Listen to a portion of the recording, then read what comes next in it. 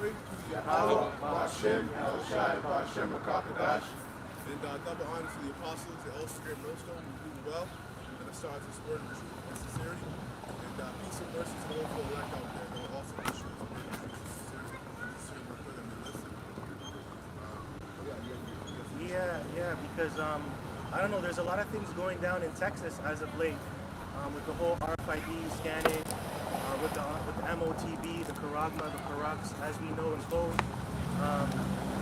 You know, they're moving heavy, and we know there's a saying, everything's bigger in Texas, right? That's a heavy saying, and it's true. It's looking like they're going to start pushing it there heavily. And we have a lot of brothers in Texas, different branches. You got GMS Houston. I think I don't know if there's a branch in San Antonio, but I know there's Dallas for sure. They're a big camp there. So, you know, wherever a camp is situated, that means you know that there's wickedness always abroad in that place. Wherever you see camps, especially a lot, there's wickedness, right? So there's a lot of wickedness going on in Texas. So you have the supermarket chains that they have set up over there. I don't know if brothers are familiar with the old IBM commercial that came out back, I believe in the mid-90s, late 90s, showing you how futuristic shopping is going to be. That's where the term keep tabs on somebody comes from. Oh, really? From IBM, yeah.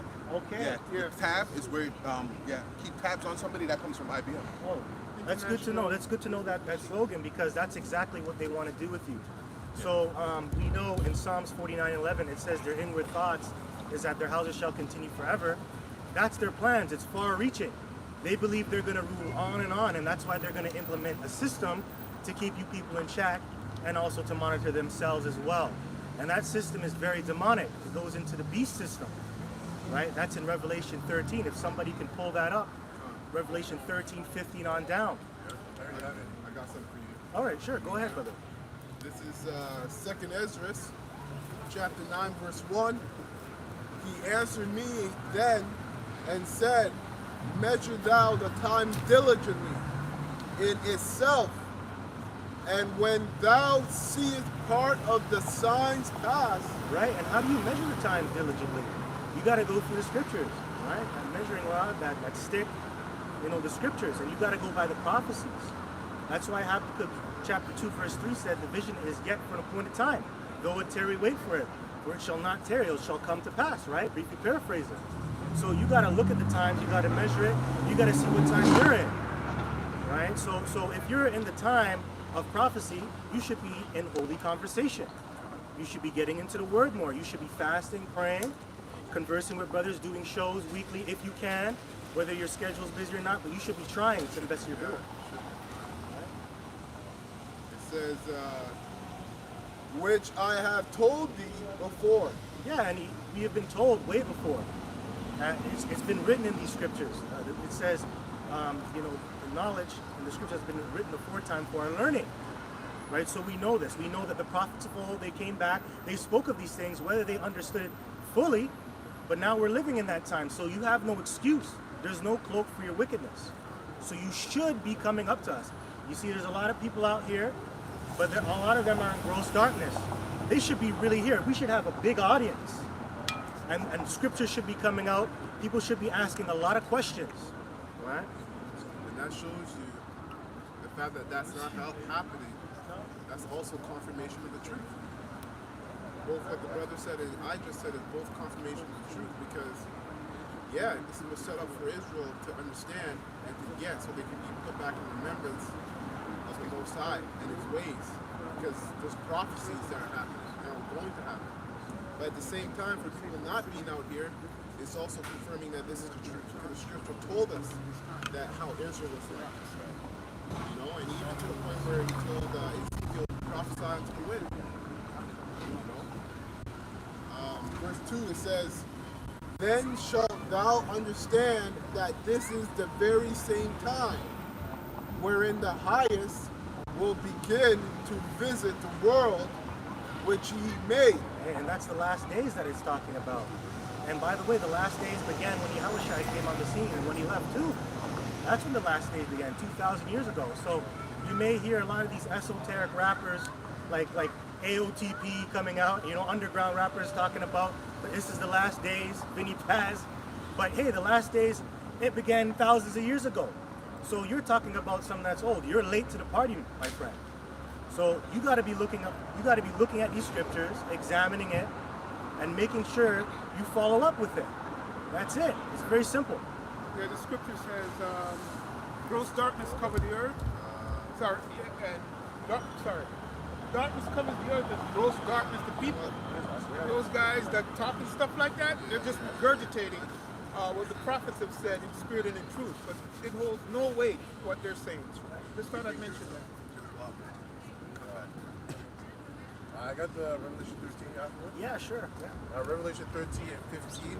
And he had power to give life onto the image of the beast, and the image of the beast should both speak, and cause that as many as would not worship the image of the beast should be killed. That's right. And that beast is that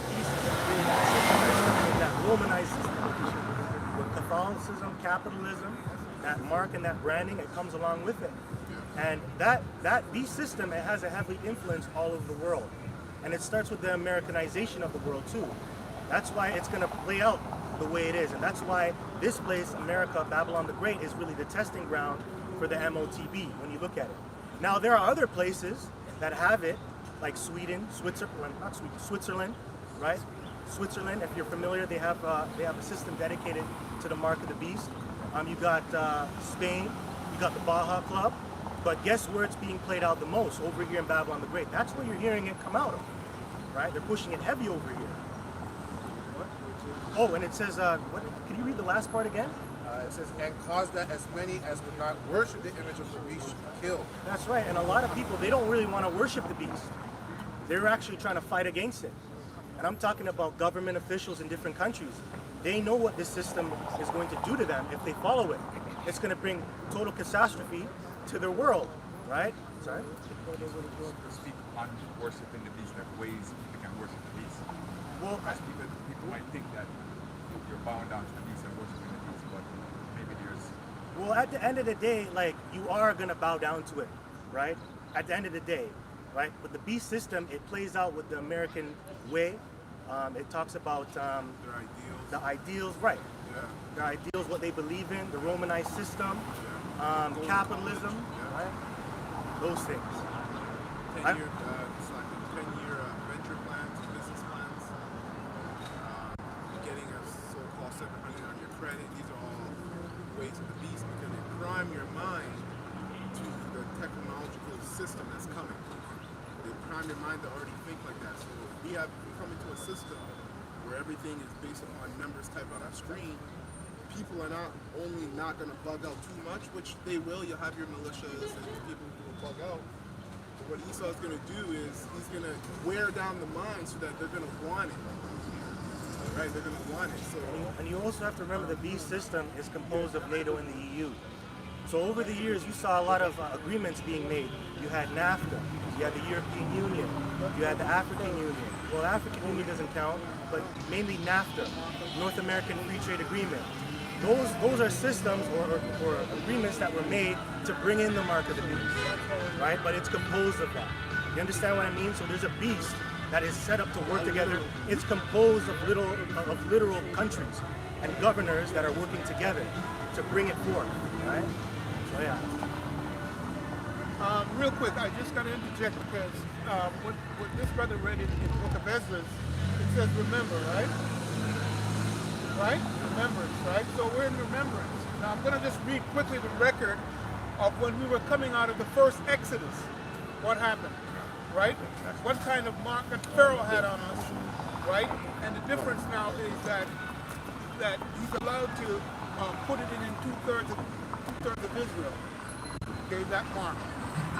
Right? We got two here. Get the first one. Yeah, Exodus 12 to 23. For the Lord Yahweh will pass through to smite the Egyptians, and when he seeth the blood upon the lintel and on the two side posts, the Lord will pass over the door, and will not suffer the destroyer to come in unto your houses to smite you. All right, so coming out of the first Exodus, that's the mark that's going to be on the elect. Okay? Let's understand that. And so what I'm trying to show here, in essence, is that that's going into that remembrance. Okay? When we're coming out, and we're coming out of the second Exodus now. So now they have the Karaks. That's what's coming. Yeah, the people that are not chosen, they're going to get the They're crops. going to get the crops. Because this is going into the Salwa, the mark of exemption for our people only. And that's more spoken of in Ezekiel 9 and 4. Right? You can read that yourself. Right. We'll bring it out later. Right? But when you go into the story, Pharaoh wanted to control those people. Well, all of Israel, but he was only permitted to control 2/3 of them. Okay, 2/3 of them in terms of numbers, they're going to give themselves, but the Lord had mercy and allowed all of them to come out, but later on he took care of the ones who were rebelling, jealousy, disrespect. And by the way, this system has always been was always tried to be fulfilled over throughout the generations. Going back to the Tower of Babel, going back to Antiochus Epiphanes IV, right? Bringing in all the decrees, saying that you got to fall under my name and my banner. So it's always been there, and there always has been a resistance, which has been the elect, right? Beautiful. That's the point. That's right. Yep. In every kingdom you see that. Let me bring this That's how one you up. know. That's how you know we're at the end of this man's kingdom. Because what's out? The prophets are out.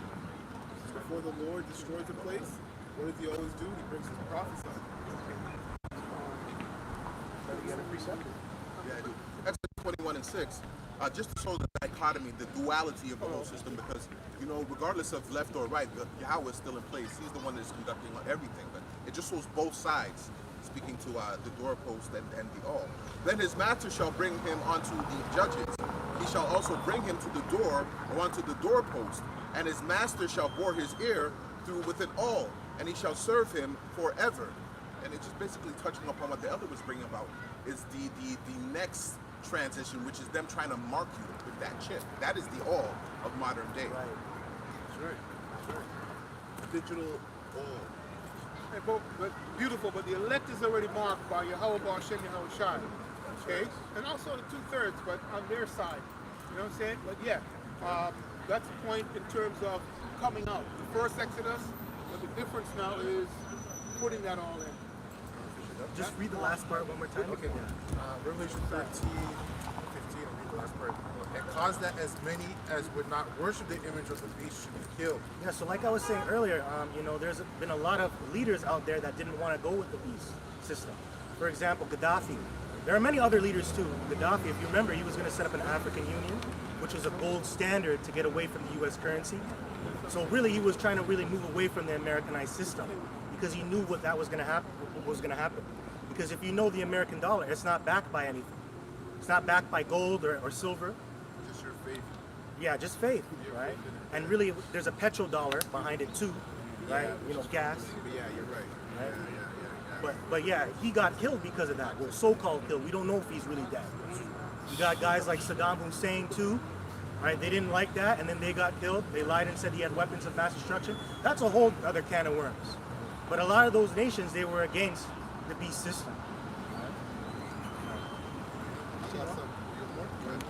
Verse 16, and he caused all, both small and great, rich and poor, free and bond, to receive the mark in their right hand or in their foreheads. That's right. And small or great, free, rich and poor, they're all going to receive it. And you see, earlier this week, we saw an article and a video of a lot of these immigrants that came from South and Central America coming into the United States, Texas.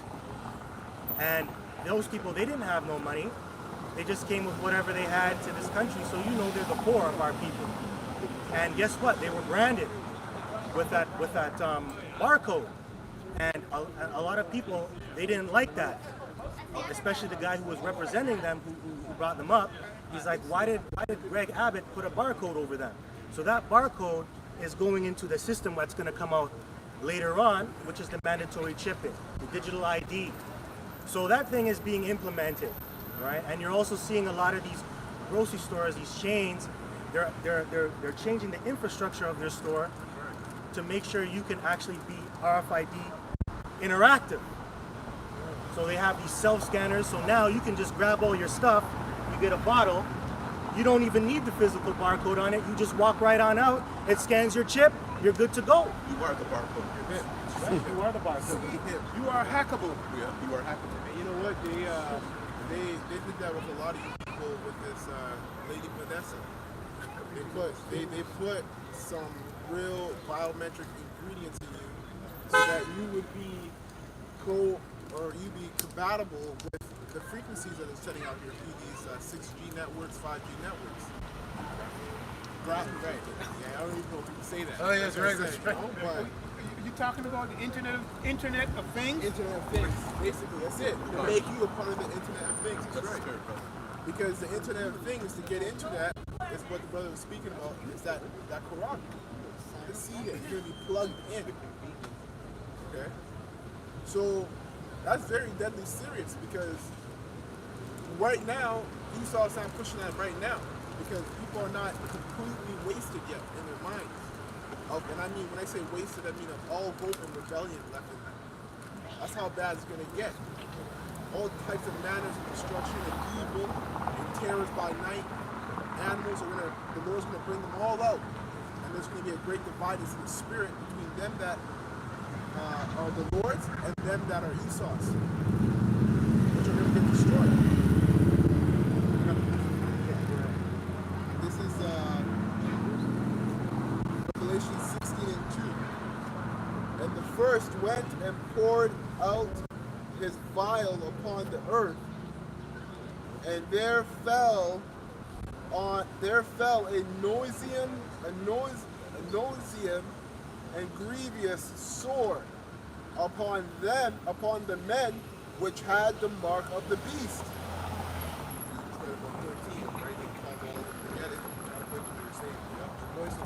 Also, they even did research about the seed on animals, and they actually receive cancer from it. So that's supposed to be the sort of right? Plus the sort of body.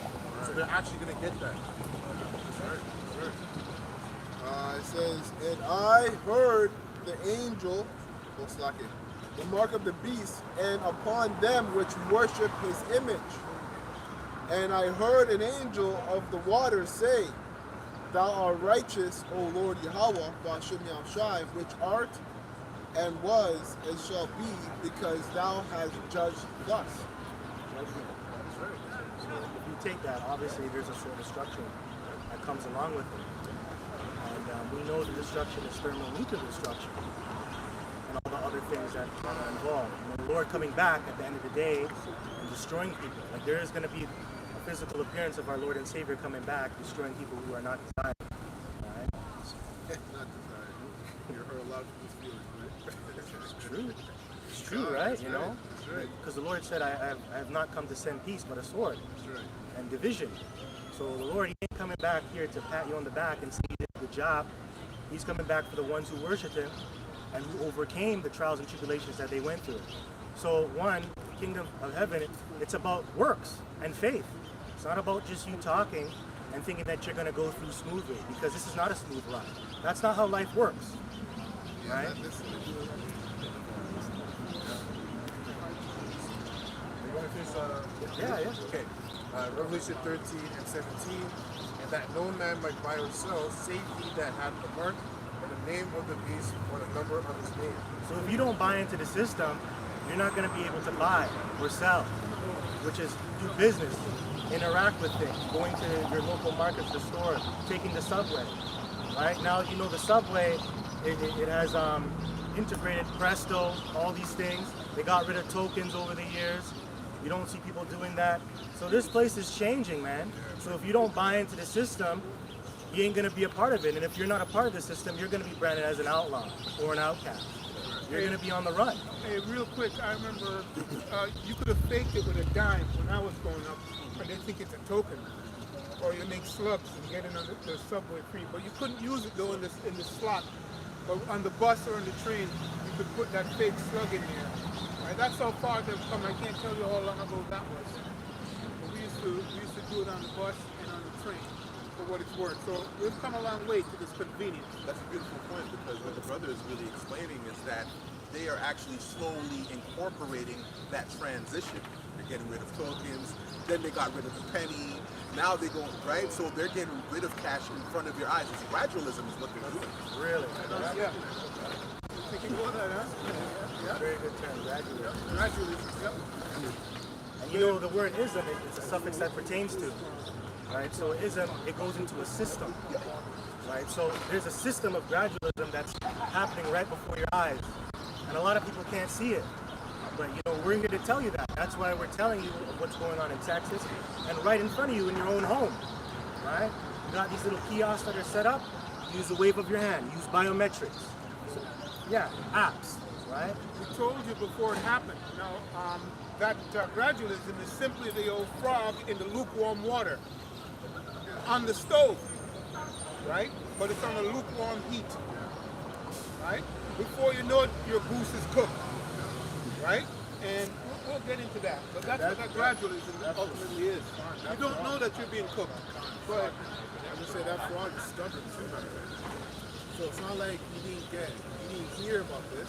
You didn't get, you weren't told about this, but you were told and you denied it. You rejected it. You didn't believe it. Really, you didn't believe it.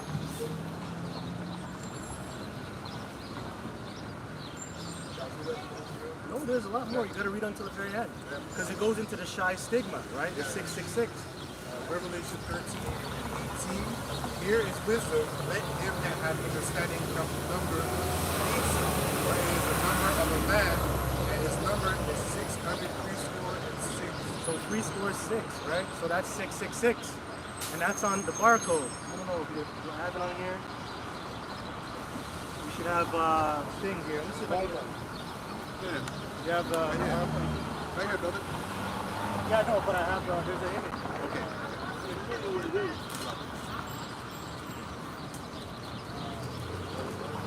Yeah.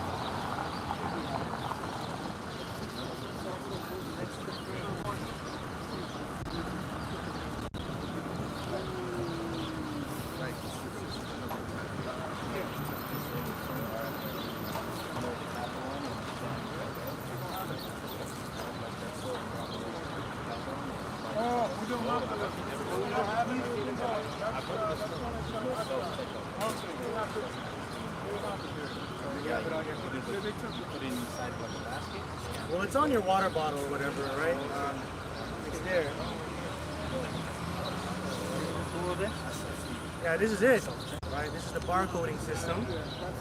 And yeah, so this is the barcoding system that you have right here. You see the three major lines that are bolded? Those are threes, right? So three or six, right? So 666, right? So that's the barcode. That's the universal barcode that we have on everything. So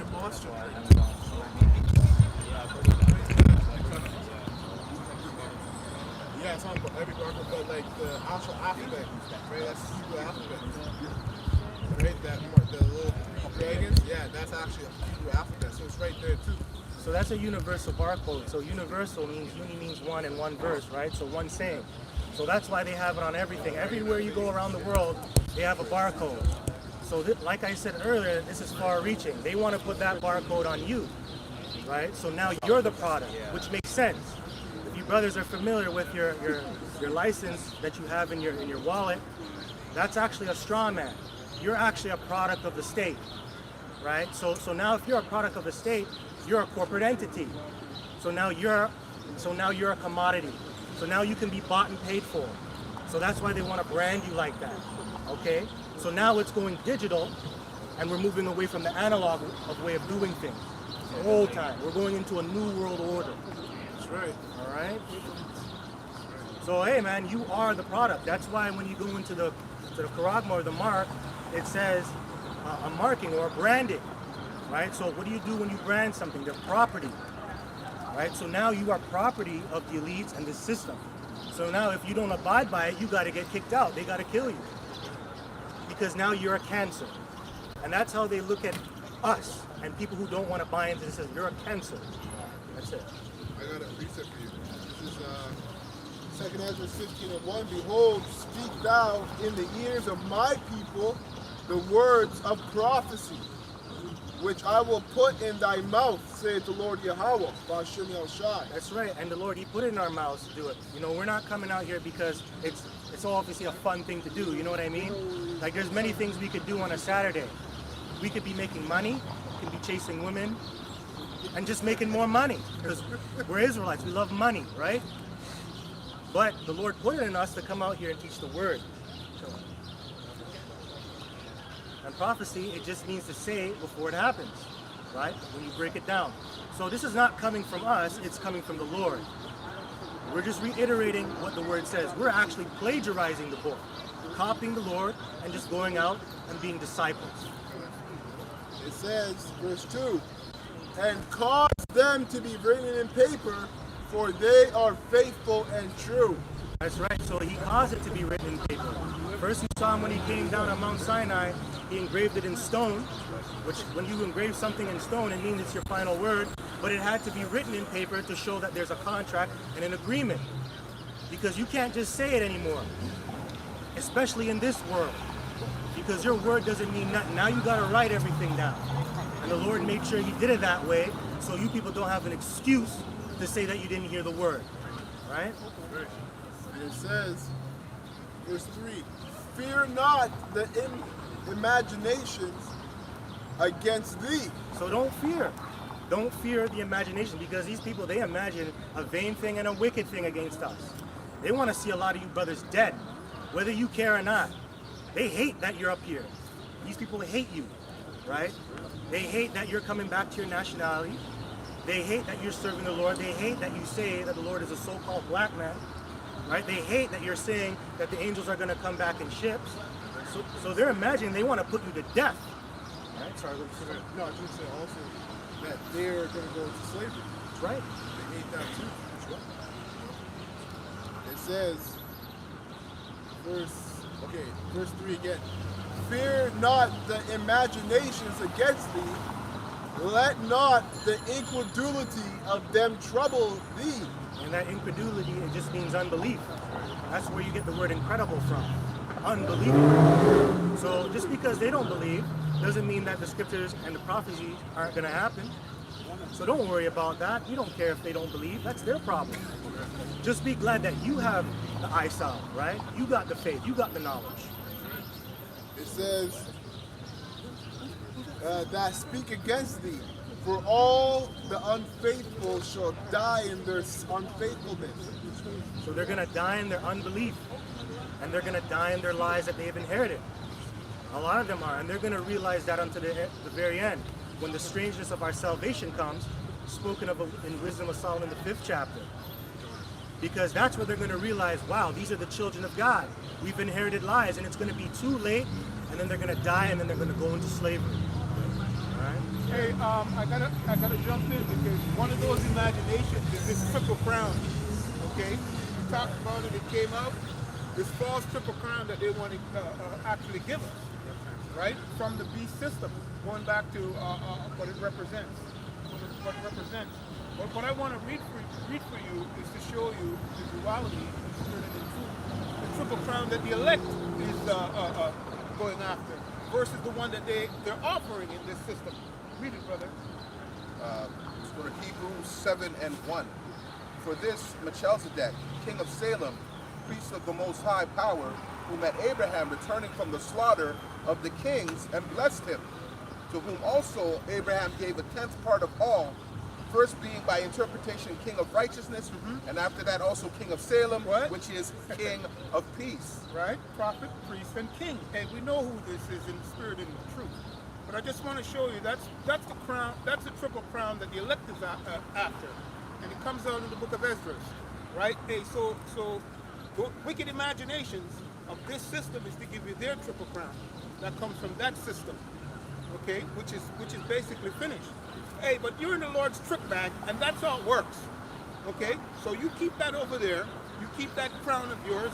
Okay? That fair mitre that you wear. That's not what we're after. Okay? So that's what we're after. All right? But anyway, that's the point on the imaginations they want to give us. And just to land back, a good example of that is in Revelation 18 and 13, I believe, or 18 and 13, where it speaks of the 3 unclean spirits.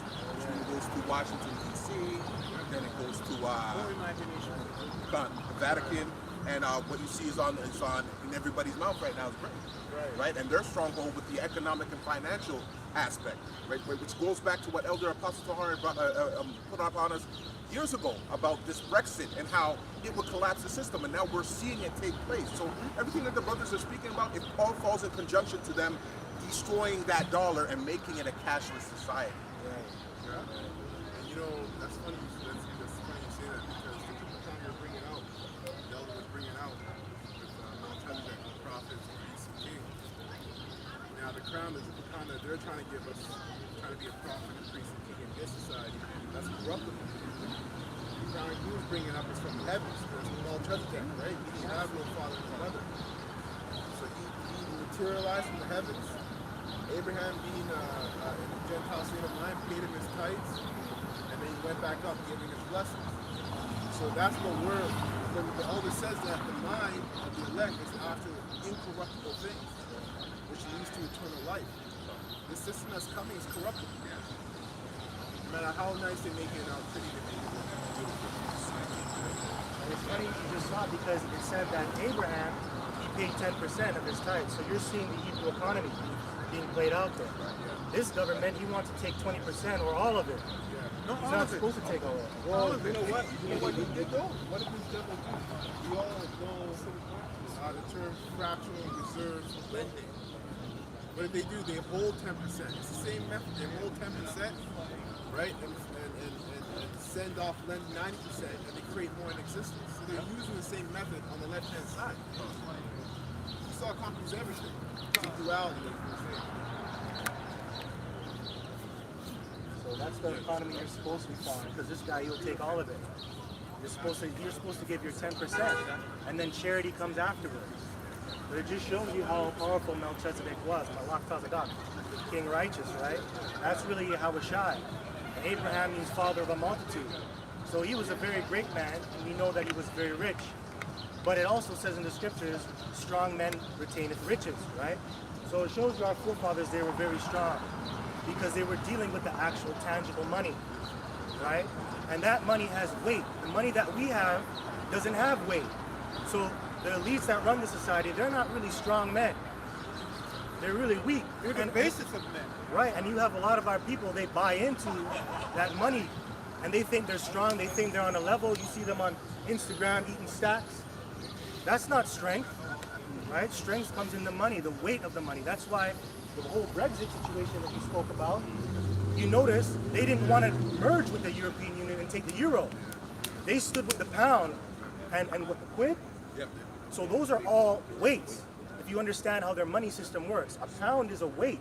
British So sterling they, pounds. right, and that's the banking capital of the world, I believe, because you have the Rothschilds that are situated there. So you know what they're dealing in. Serious thing. I got one precept for you. This is Matthew 10 and 22. Okay, you said all the people hate us, right?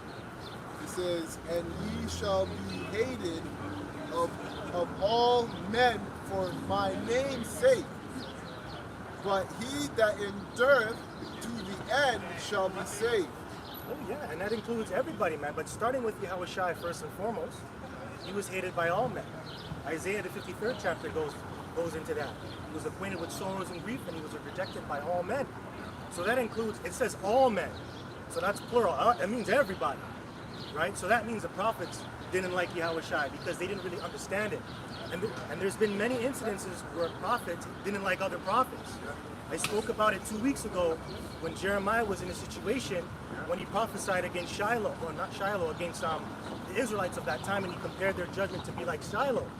That happened in the past. The prophets and the priests came up and they started talking shit about it. So you know what? You're going to be hated by everybody. That means people in this truth are not going to like you. So that's a major thing, man. So you got to be prepared to deal with that hate. And that's why everything has to be taken in spiritually. Because if you're weak, I should say, in the sense of self-control, there's a lot. I've seen a lot of men take that thought and run with it, and now all of a sudden that brother beside you is wicked because it's a disagreement. Yo, because it's a disagreement doesn't mean that brother's wicked. Every single person here is a grown man. That's right. With their own walks of life, with their own opinions upon this truth. We all stick according to the rubric that's been taught, right? But that's something that men can't run with their mind with.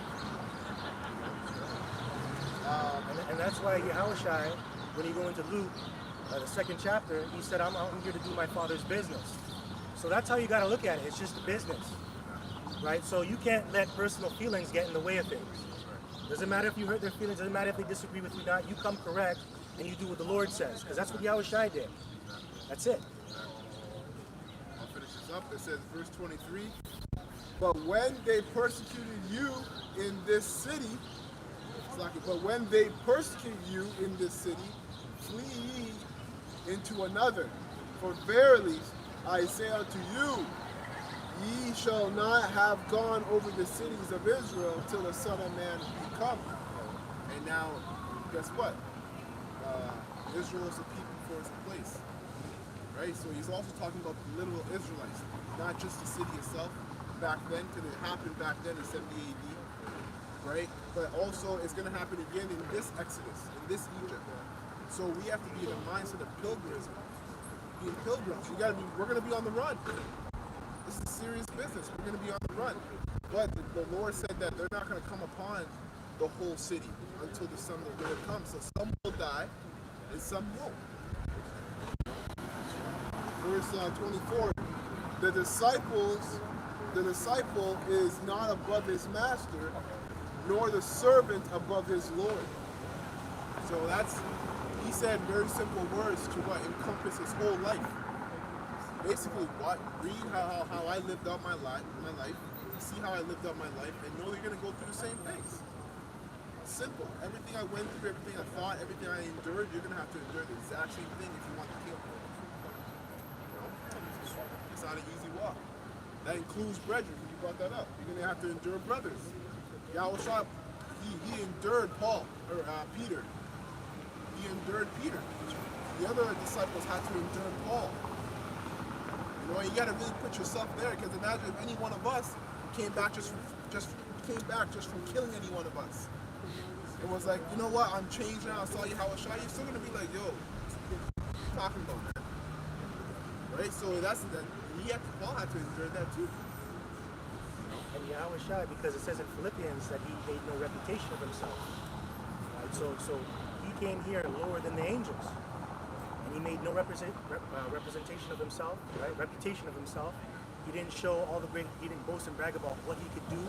He can bring down and call legions of angels. He had to actually play the role of a servant, a minister first. And that's what he displayed when he was on the scene, because the prophecy that Zechariah said, when you go back to Zechariah 9:9, it said that he would come on a donkey and a mule, lowly and meek. So that's how he came in. He didn't come riding in on a Lambo or a Lamborghini. He didn't come out in golden garment, threads, soft clothing, and say that I'm the king. He played the role of a servant. So that's how you're actually supposed to function while being in the truth, being a servant. Yeah, the Son of Man came to serve, not to be served. Right? So that's the first. That's the scripture for that. What you just mentioned, but that's the first instance. Right? You have to come in the form of a servant. That's the spirit. Can you hear me? That's the spirit. Yeah. To come in the form of a servant. Right? But that's the command. Right? To serve. Right? Not to be served, coming in, come. So there are going to be instances where you, in the world, you may have been on a high level. You may have owned businesses. You may have made money. You may have had a lot of women, a lot of wives. Lots of attention. Because our people, they like to be the center of attention. But when you come into this truth, get ready to be abased. Get ready to lose. Get ready to serve the brotherhood. Whether you like it or not, you may know more than an individual, but they may be above you for whatever reason. But you got to endure that. That's how it is. Right? Proverbs 15:33. The fear of the Lord Yahweh is the instruction of wisdom, and before honor is humility. Yeah, that's right. So we're not being raised up in that glorious manner until we stay play the role of the servants. Right? The glory comes when we get the crowns and the kingdom, our bodies get changed, right? Right now is the same way Yahushua walk. So about us not being proud. Speak up. We gotta be humble, not proud. Yeah. Because the proud people are the other nations. Yeah, that's right. What are you trying to learn from this, bro? No, talk to me. What are you trying to learn from this? Brother. Brother, hold on, man. Yeah, chat to the man. I wanna wear thing it up. He's good, eh? Brother, not trouble enough. No.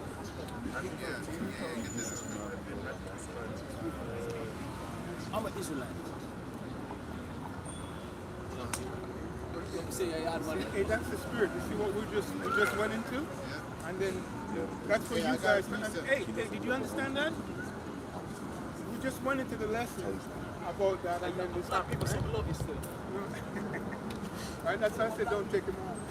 This is, That's good. See that? I got a precept. Yeah, that's good. That's good. This is John chapter 10. Let me start that. Okay, John chapter 10, verse 5. And a stranger will they not follow, but will flee from him, for they know not the voice of strangers. Talking about the sheep, right? The sheep of the shepherd, being the elect. This parable spake Yahushua unto them, but they understood not what things they were which he had spake unto them.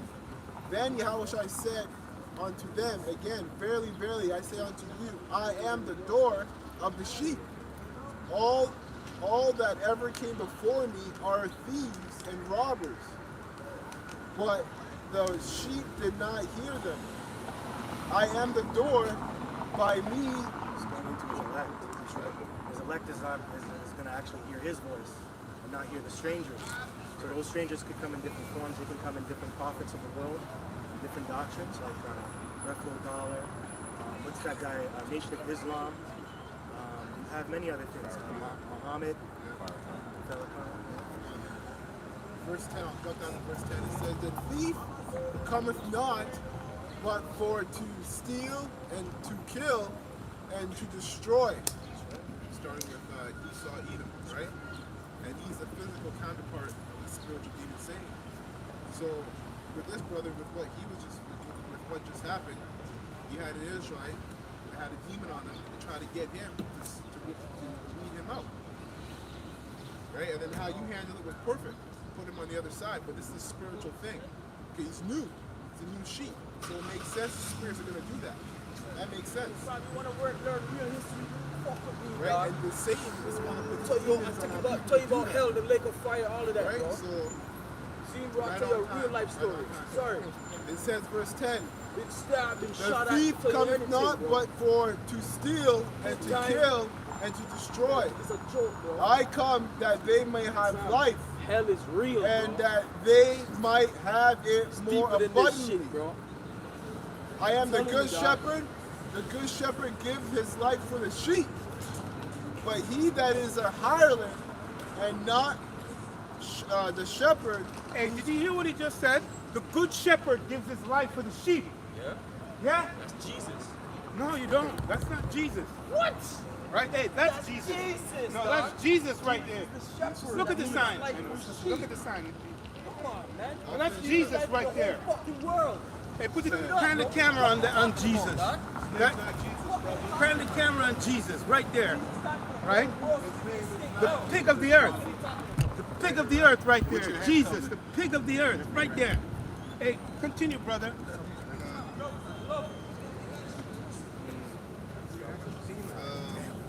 that's it. Jesus needs to read, brother. This is Isaiah. What am I talking about? Let me start Isaiah 1 and 4. I'll start at 3. The ox knoweth his owner, and the ass his master's crib. But Israel do not know, my people do not consider. So I'm going to get Romans 11 and 7 as well. Got it? Someone get that. I got it. Romans 11 and 7. What then Israel has not obtained that which he seeketh for, but the So election. so this guy's an Israelite, and clearly in the spirit, so-called, you're right, you never know. And clearly in the spirit he's lost. Right? So go ahead. What then? Israel has not obtained that which he seeketh for, but the election has obtained it, and the rest were blinded. That's right, man. So the elect have obtained what? The truth of the matter, of what's going on, who the creator is, and who their enemy is. But the rest of Israel haven't obtained that. That's why the majority of Israel, really, that's why they killed the prophets. Right? That's why they put Yahushua to death for crucifixion, because they didn't get what they were looking for, which is the truth. So the Most High is a separatist, and he's a favoritist too. Right? It doesn't sit well with the rest of Israel. And the other, Salakia brothers, and the other point of that is, this man is blinded by the other part of that, which is false religions. He's over here calling on the name of Jesus. There ain't no power in that. Not on our side. Yeah, it's 2022, and he's still calling upon that name. Hey, how many times have he come to the camp over there? Right? So this guy knows the name. He knows the name is Yahushua. That's why I lashed out on him. You know. So, but that's the point, though. He's lost right now. Right? But the Lord is the one who have him like that. Go ahead. This is Revelation 14:3. And they sung as it were a new song before the throne, before the four beasts and the elders, and no man could learn that song, but the 144,000 which were redeemed from earth. It says, these are they which were not defiled with woman, for they are virgins. These are they which follow the Lamb, whatsoever he goeth. These were redeemed from among men, being the first fruits unto the Most High and to the Lamb. So with that being said, only the elect knows that song. That song comes out of the scriptures. So when this song is sung by the men of the Lord, they're going to hear the tune and they're going to come into the fold. So that's why they're not getting caught up with the other doctrines of the world. That's why it says they were not defiled with women, for they are virgins. That's not actually talking about them physically laying down and being virgins, not having sex, being abstinent. It's them not getting involved with the ideologies and idols, doctrines of the world, right? So that's what makes you a virgin. Spirits. And in their mouth was found no guile, for they are without fault before the throne of the Lord, because they are the first fruits, and they are found without guile, without any fault. Even though they have sinned, even though when you go into Isaiah 1 and 18 on down, it says your sins are as scarlet and crimson, but you are as white and pure like snow, right? Got it? Okay. But that's what it says. Even though we sin, we're still looked upon as pure because we are those men that are coming out. Lord willing, we're a part of that. Right? No, that was it. This is Job chapter 12, verse 16. And it says, with him is strength and wisdom. The deceived and the deceiver are his. Yes. And he's deceived, man, by the deceiver, Esau. Right? Just like the rest of the two, there's nothing new. That's right. The Most High is doing that, man. And he was Most talking High to his causing congregation over here. His congregation is deceived, but the Spirit sent them up to actually listen, right? Because they're going to hear it, if the Lord wants us to raise our voice. But they're going to hear. But the demon went to the demon congregation and was talking to them. Anyway, continue, brother. Bring it up. Isaiah 1 and 16, it says, wash you, make you clean. Put away the evil of your doing from before mine eyes. Do any of you know what makes you clean? It's in Psalms 119, right? It's the Word. The Word makes you clean. So in order for you to come clean in the sight of the Lord, you got to be involved with the Word.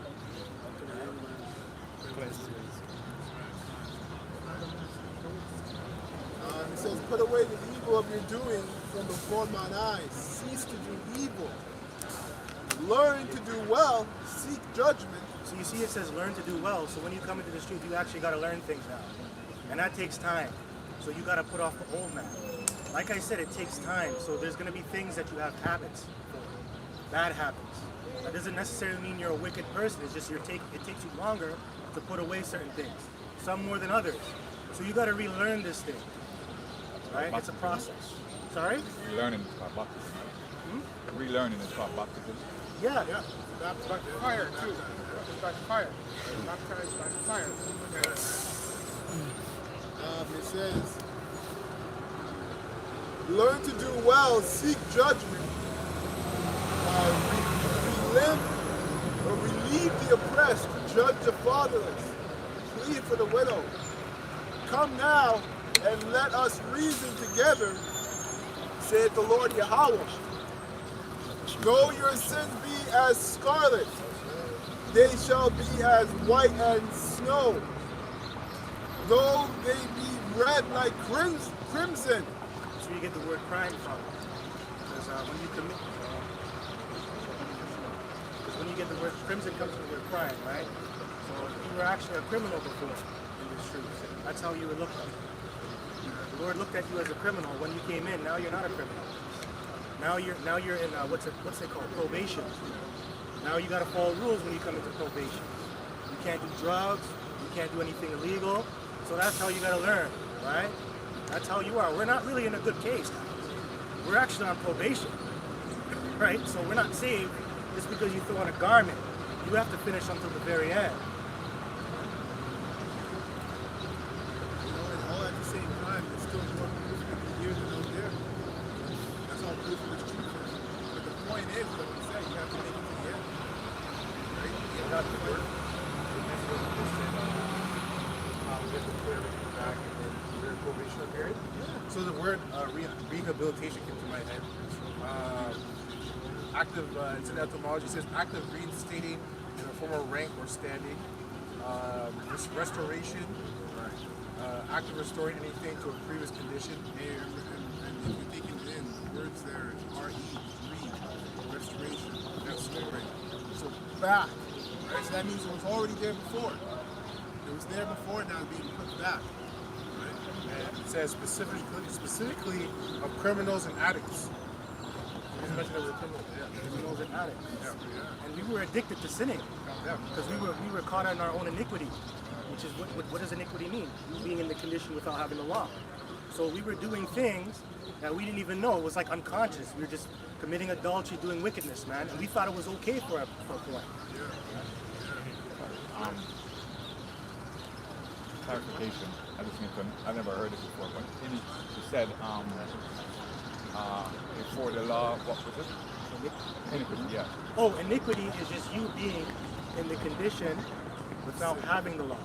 Okay. Right? So you're just going through the motions without practicing the law, you're committing sin. Right? That's your iniquity. Okay. We could pull up the definition in the blue letter. It has it. Iniquity. Sin upon sin upon sin. No, but if there was no law. You being in the condition without having the law. That's what I want. The law wasn't there. It wasn't considered sin. It was considered It still iniquity. is sin. Yeah. It's still in sin because sin is what? Transgression of the law. Yeah, but there wasn't any law before. There was. No, there was. There was always law from the very Always law. beginning. It was first oral. It was heavenly oral. When you go into Adam, when he says he dressed the garden, Yeah. it goes into, right? And then it was written down. But when we didn't know, it's still there, even whether we know or not. But now that we're not aware of it, Okay. we're going, you see what I'm saying? We're adding sin upon sin. That's the iniquity state. I'll pull it up for you. Yeah, that's why you said. He might be lost in the idea of because without the law, we wouldn't understand what it is. Yeah. When I was going back to what you said when we came out of exile from Exodus, when it was written down, you said that to be written down. Now it's written down so you can actually see it, right? Yeah. Okay. So before it was just verbal, but then it was written down. Right. So now, okay. It's still written in the hearts. That's a good point because our forefather Joseph, if you go into that, he knew about sin. There's an account when I believe it was a man that was over him, he was of higher rank, and his wife wanted to sleep with him. He said, no, I don't, because it's a sin. So they knew of the law, which is oral. I can get the account for you. There's another instance as well with the offering that was given by Cain and Abel, right? And in that time period, there wasn't no written law, but it was an oral tradition. That's how, Cain should have known that he was going off. Yeah. Right? He knew. And this is just edification for myself. Right. There's a simple way of explaining it too. I got some. You got it? Okay, bring that up here. Kind of what you're talking about. It's kind of applied to what you're talking about. Well, the scripture. So in Romans 2:15, it says. Let me start at 12. Because this is kind of what you were talking about. You said because we didn't know the law, and the law wasn't there. But in a sense, mentally, wasn't there to us as well. So verse 12 it says, "For as many have sinned without law, shall also perish without law, and as many have sinned in the law shall be judged by the law." Verse 13, "For not the hearers of the law are just before Yahweh, but the doers of the law shall be justified. For when the Gentiles, which have not the law, do by nature the things contained in the law, these having not the law are a law unto themselves. So this is like the reverse effect of what you were talking about. What you were talking about is going wrong without knowing this is wrong. What this is talking about is doing the right thing without knowing there's a law for that. Yeah. But it's the same thing.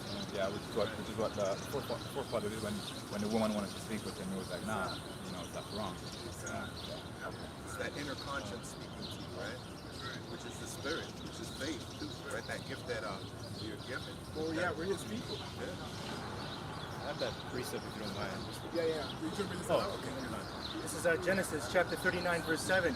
And it came to pass after these things that his master's wife cast her eyes upon Joseph, and she said, lie with me. But he refused and said unto his master's wife, behold, my master wotteth not what is with me in the house, and he hath committed all that he hath to my hand. This is none greater in this house than I. Neither hath he kept back anything from me, but thee, because thou art his wife. How then can I do this great wickedness and sin against God? And you see it for you guys at home. A lot of you, what you have to see with that is that It wasn't written, but it was in the spirit.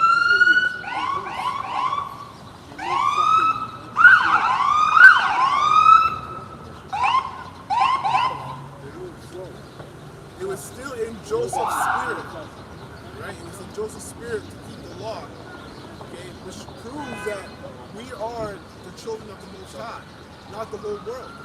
Because did the whole world make a covenant with the Lord? No other nation made a covenant with the Lord, just the nation of Israel. So Joseph, that proves right there, man, and that's not going to switch. Now all of a sudden these other nations are going to get the covenant of the Lord, they're going to get the law of the Lord, when they never were in there from the beginning. The body of believers. But the scriptures say that what? Our Father is the same today, yesterday, and forever. That's right. So he's never going to change. He started with Israel, it's going to end with Israel. And when you look at it, if you go back and you read the verse, it's a question mark beside it because he was actually questioning himself. It's like he kind of had an epiphany. He's like, oh shit, what am I doing? But it showed you that he was wise in the spirit and he was very intelligent because that was a guy that was of higher rank. So he could do things for him or he can do things bad to him. So he had to use wisdom to apply, look, I don't want to shit where I eat. I don't sleep with another man's wife because he did all these great things for me. He helped me out. You don't do that. Just respect. somebody have something? Yeah, John 15:22. If I had not come and spoken unto them, they had not had sin, but now they have no cloak for their sin. Yeah, that's another thing what you said too. So yeah, that's heavy, man. That's why the Most High, it makes sense why he amplified or established the internet.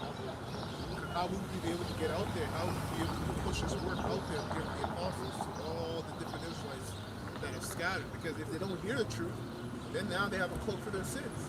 And the Most High is not a liar.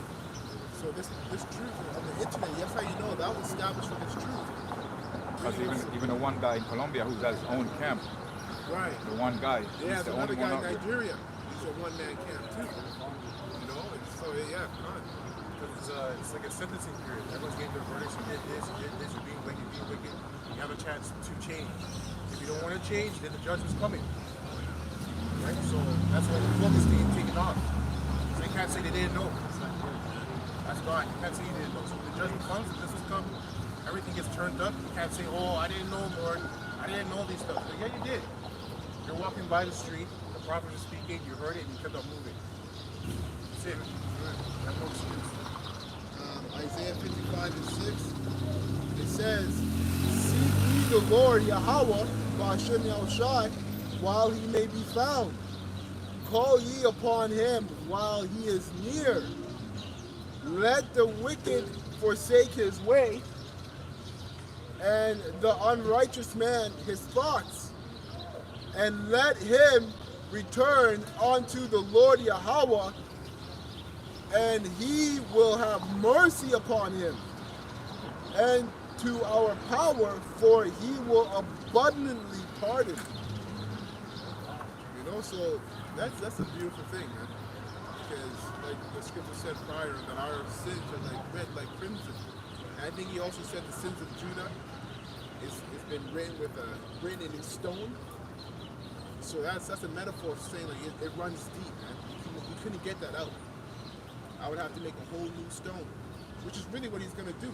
Give us, replace the stony heart with the fleshly heart, which means we're going to be perfect in the law, right? That's what we're looking for, is perfection and righteousness. And by the way, he has the option to pardon you. And I'm familiar with this because I know somebody personally that got into trouble in the world, right? And he got a criminal record. And he found out a way that you can get rid of it. But he had to go through like a third party to get all the forms for him, right? It was like a non-governmental form. Anyways, he paid for the documents, he signed it off. They told him it would take 2 years for that record to get off, right? When you send it to the RCMP. Be expunged. Yes, and then they take all your fingerprints out and everything. So the 2 years came, and then he realized it didn't go away. So we called him up, and he's like, "Yo, how come they didn't take away my record? I paid all this money. You guys are supposed to be working for me." They told him flat out, "Look, the government has the option to pardon you, right? So just because you come into this thing doesn't mean you're gonna be pardoned, right? Don't think that you get a free ticket here. You got to work your ass off, and you got to show."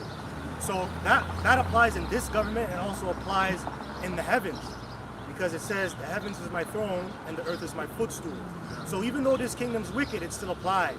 You still got to do things, and you got to show that you're worthy to be pardoned. You understand? So don't ever think that this truth is about having a silver spoon in your mouth.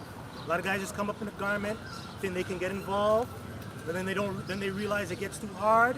They got to put in work. Then they start losing things, and then they think the Lord hates them. The Lord doesn't hate you. You're just whack. That's all it is. You're just a whack guy in the spirit. Flat out, right?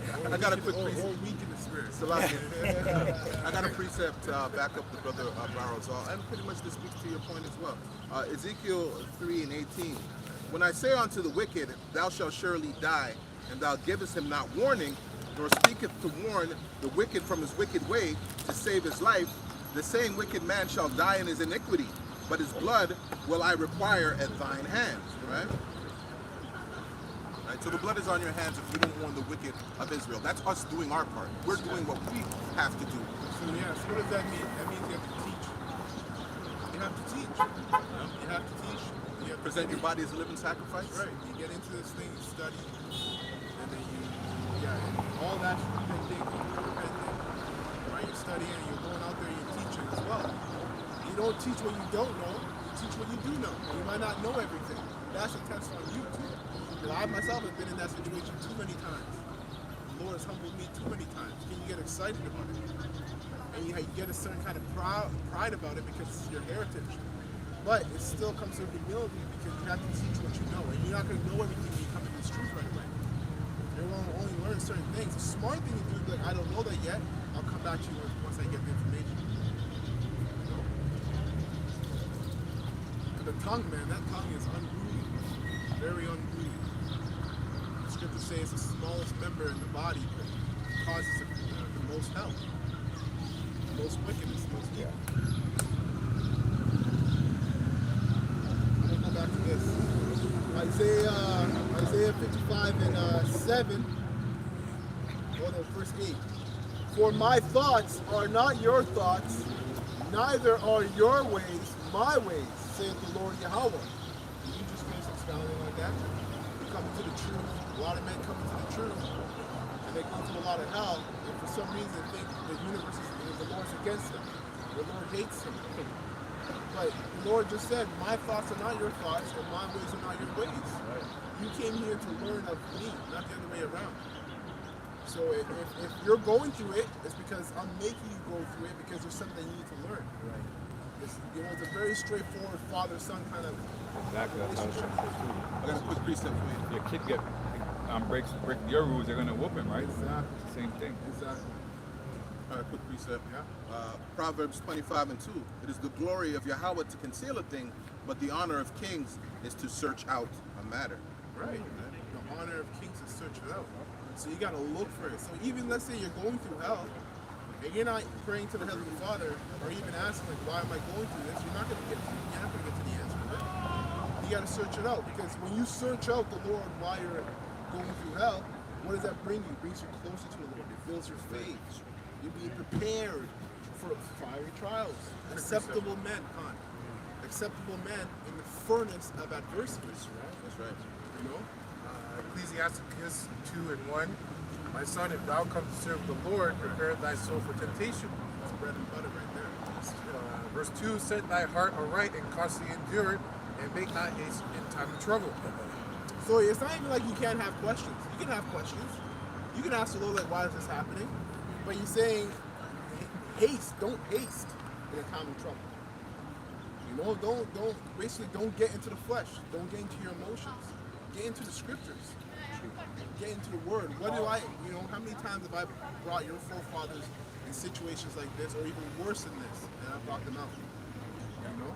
Okay, in verse 3, it says, cleave unto him and depart not away, that thou mayest be increased at thy last end. Right. That's right. So, it's, the Lord is everything we go through, there's a reward. In every single battle, whether it's small or great, it's a reward. It also said endure, right, in the previous verse, right? Yeah. So endure, when you look up that word, it means to make hard. So the Lord's making you hard in the spirit. So you know what that equates to? This truth is like a marathon. It's not a quick sprint. Right. So when in a marathon, you're gonna have your ups and downs. You're gonna lose wind. You're gonna get tired for a moment, and you're gonna catch up that pace. But when you get to the very end of the marathon, then that's when you start speeding up. Yeah. So that's what the Lord's teaching you how to do. That's why you're going through the hardness, right? Endurance. There's still more. Verse 4, whatsoever is brought upon thee, take cheerfully, and be patient when thou art changed to a low estate. You know that's deep, eh? You know how deep that is to be like in situations and be like to be happy about it. Like all of us are practicing for that. Because listen, those situations, I was just in a situation last week. I wasn't happy about it. I was cheesed about it. But it's really saying that because the scriptures say what? That the Lord, if He chastises you, He deals with you as the Father deals with His sons. Right? And then you're supposed to remember Yahweh Shai, how He dealt with Yahweh Shai. But then, so we have to look at the fact that he's not gonna destroy all of his sons. Like 144 is gonna be saved, gonna be elect, right? But then when he talks about like Edom in Malachi 4:1, I think it is, when you talk about Edom, you talk about the destruction, the desolation. Like there's no more is gonna be left. You know what I'm saying? What father does that to his kid? You know what I'm saying? So it's clear proof that they're not his. But you know what, brother? And that's true. What you're saying is on point, because some fathers do that to their kids. And what does that mean? It means he doesn't love them. There we go. Doesn't love them, because in Romans he said, "I have loved Jacob and I hated Esau." That's why, like what you're saying, he's As it is destroy written. him. Exactly, right? Verse 5, for gold is tried in the fire, and acceptable man in the furnace of adversity. And then verse 6, believe in him, and he will help thee. Order thy way aright and trust in him. That's order thy way right. So all your experiences are self-reflecting too. Whether they're good or bad. Let's say you had a good experience, you got to self-reflect on that too. Because the scriptures say that in a time of prosperity, there's a forgetfulness of suffering. In a time of suffering, there's a forgetfulness of prosperity. So your mind has to be constantly tempered and level-headed. All your experiences, whether you're doing super good or doing super bad, you don't want to be caught up in either way, either direction. Yeah, This is Hebrews chapter 12, verse 6. For whom the Lord loveth, He chasteneth. Right. If you're in this truth, it's not going to be easy for you. You're going to have a lot of trials. You're going to have good times. The hard times with pressure is not going to be lit. It says, and scourgeth every son whom he receiveth. Right? So scourge means to whip. And you don't get whipped lightly, man. You gotta put some torque into that. Put your hip in it. Back your hip in it. Yeah. Scourge or scourge? Scourge? Oh, okay. Good. That was it. That was Something else like you're saying, it is a word. Remember, that is breaking the sound. that's true. So that's Tearing off flesh. burning from the flesh. That's a force of the power. Right? Which has heat. It's true. This is Isaiah chapter 53. This is the account of Yahushai. Right? So Isaiah 53 verse 9, and it says, "And he made his grave with the wicked and with the rich in his death, because he had done no violence, neither was any deceit in his mouth. Yet it pleased Yahweh to bruise him. He hath put him to grief. When thou shalt make his soul an offering for sin, he shall see his seed, he shall prolong his days, and the pleasure of Yahweh shall prosper in his hand." Man, this, you know how spiritual that is? Because basically it said that Yahushua didn't do anything wrong, but yet it still pleased. Because we're talking about getting scourged and whips because we went off. Right? Now in the spirit, you know, in his reincarnation, he went off at Solomon. But Yahushua is Yahushua, didn't go off, but yet it still pleased the Lord to bruise him. Because there's a will that's outside of us. There's a purpose that's outside of us, which is his will. Yahushua showed us how to follow his will in perfection. Even when you think you might be wrongly accused, which you will be wrongly accused. But in the spirit, it's not being wrong, because all according to the Most High's will. Right? Can somebody look up the word stoic? Because Yahushua is the epitome of that example, and it's a gift, right? Yeah, just get the word stoic, right, and hold it, because that's what was read and exemplified and commented on, right? And that's a gift that we need. So it goes into strength, begging, beseeching the Lord. You got it? Yeah, I got it. Beseeching the Lord. Go ahead, read it. Okay, so this is stoic in the etymology. Okay, pertaining to a member of or the teachings of a. Okay, let me skip that. Literally, one who. Okay, a person who represses feelings or endures patiently. Repressing feelings. Stoic. Represses. Yeah. Right? So a lot of this thing is when you say battle, it's a fight. And you might think in your mind you're fighting against it, but really you're actually repressing, which is really the fight. You're repressing all your personal feelings, which comes from the flesh. Duality in spirit goes back to faith and strength. Beseeching those gifts. Right? Because he was doing that. He relied on the Father. We rely on the Father the same way through the Son. That's right. That's what the elect beg on. And it's not an easy thing. It's easy to say it. Yeah, exactly. It's easier to say it than to go through it, because you got to realize that they're begging him. And I was looking for another example, but there's many examples in terms of this, looking down the barrel of a gun in a great crisis, coming close to death. These kinds of things, and being delivered spiritually, but literally at the same time, right? You know what I'm saying? But it goes back to the gifts of strength, begging, and what was the other one? Faith. I had a quick precept for you. I was going to say there's more on that. Yeah. Okay. keep reading it. Someone who's seemingly indifferent to emotions, seemingly unaffected by pleasure or pain, impassive. Yeah, that's about it. That's the pleasure. Yeah. Beautiful. It brought it together, because our Savior had to go through that. Hey, can you imagine? He did a 40-day fast in spirit and in food. That's why he's the one. That's why he's the one. All praise. Sorry, just a quick precept to throw in there. Proverbs 24:10. If thou faint in the day of adversity, thy strength is small. Say it again. If thou faint in the day of adversity, thy strength is small. Yeah, that's not always a bad thing, you know. Because what he's reading is not always a bad thing, because what passage is that? That's Proverbs 24:10. Yeah, in Sirach, it says that there's a shame. Don't be troubled when something concerns your soul. It's a shame unto sin, it's a shame unto glory. So sometimes the Lord, read that one more time. If thou faint in the day of adversity, thy strength is small. So you might go through something, but you might have been going through that thing with the mindset of believing in your own strength. It happens to all of us. The Most High shows you that whatever happens, it doesn't go through. Follow through. And the Most High shows you that what? It's supposed to be on my strength, not your own strength. Beautiful. Right? That's what That- he showed you. Beautiful. That's pretty much lends to the point of what the elder was saying, the strength. And then that strength is actually faith. It's faith. So what it's saying is that if you faint in the day of adversity, but basically you lack the faith. You lack in the faith. And we all lack faith in some area. That's why we all have to pray. Constantly. Because there's some area where you might feel good and you have faith in. There's the opposite area of that where you don't have it.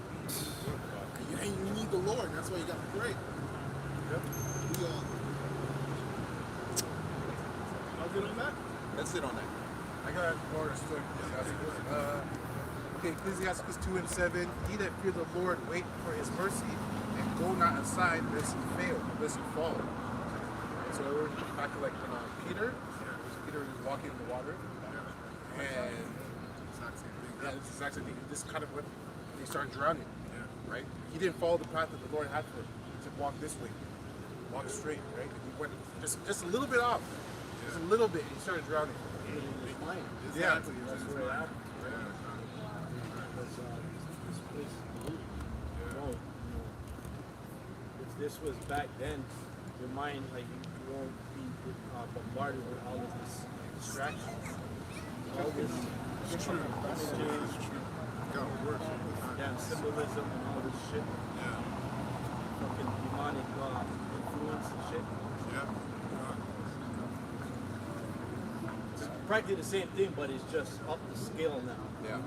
Right? Because you're bombarded. Advertisement through the fucking phone and all this shit. It's everywhere. And your advertisement is not just a regular thing. There's some fucking harmful demonic influence involved. Like that fucking iPhone commercial. Fucking guy looking at it and the next guy comes. It's fucking pedophile. You don't even realize it was in the fucking commercial. You know what, too, with that account with Peter, you know, he said path too. You know, Peter couldn't even look at his own path where he was walking. You know, because Yahushua told him to focus on him, and he couldn't look down as he was walking on the water. He had to literally look at Yahushua, which speaks to that mental fortitude he talked about. In his mind, he knows there's thunder here, there's water here. He also is considering that I'm floating on water. Like, what the hell? He's considering all these things, but he still has to stay on Yahushua. You know, which we're gonna be in situations where things are gonna happen suddenly, like the next crisis that's gonna happen suddenly upon this earth. We're not gonna really have time to think. You gotta move in the spirit. You know, and the Most High is gonna put that spirit on His men to just boom. You know, if you gotta chill, you gotta chill. You gotta move, all that kind of stuff. Because that's what it said. It said about when they come in as a flood, then the spirit of the Most High is going to happen. So it's going to be that faith. It's going to be that afterburner effect. Yeah, right? afterburner effect. Had a quick precept. Or that bright burn effect. I had a quick precept back up what the brother was saying. 2nd Ezra 7 and 7. The entrance thereof is narrow and is set in a dangerous place to fall. Like as if there were a fire on the right hand and on the left a deep water. Right? So in the same aspect, what the brother was saying, that this is going to be pulling you on this side.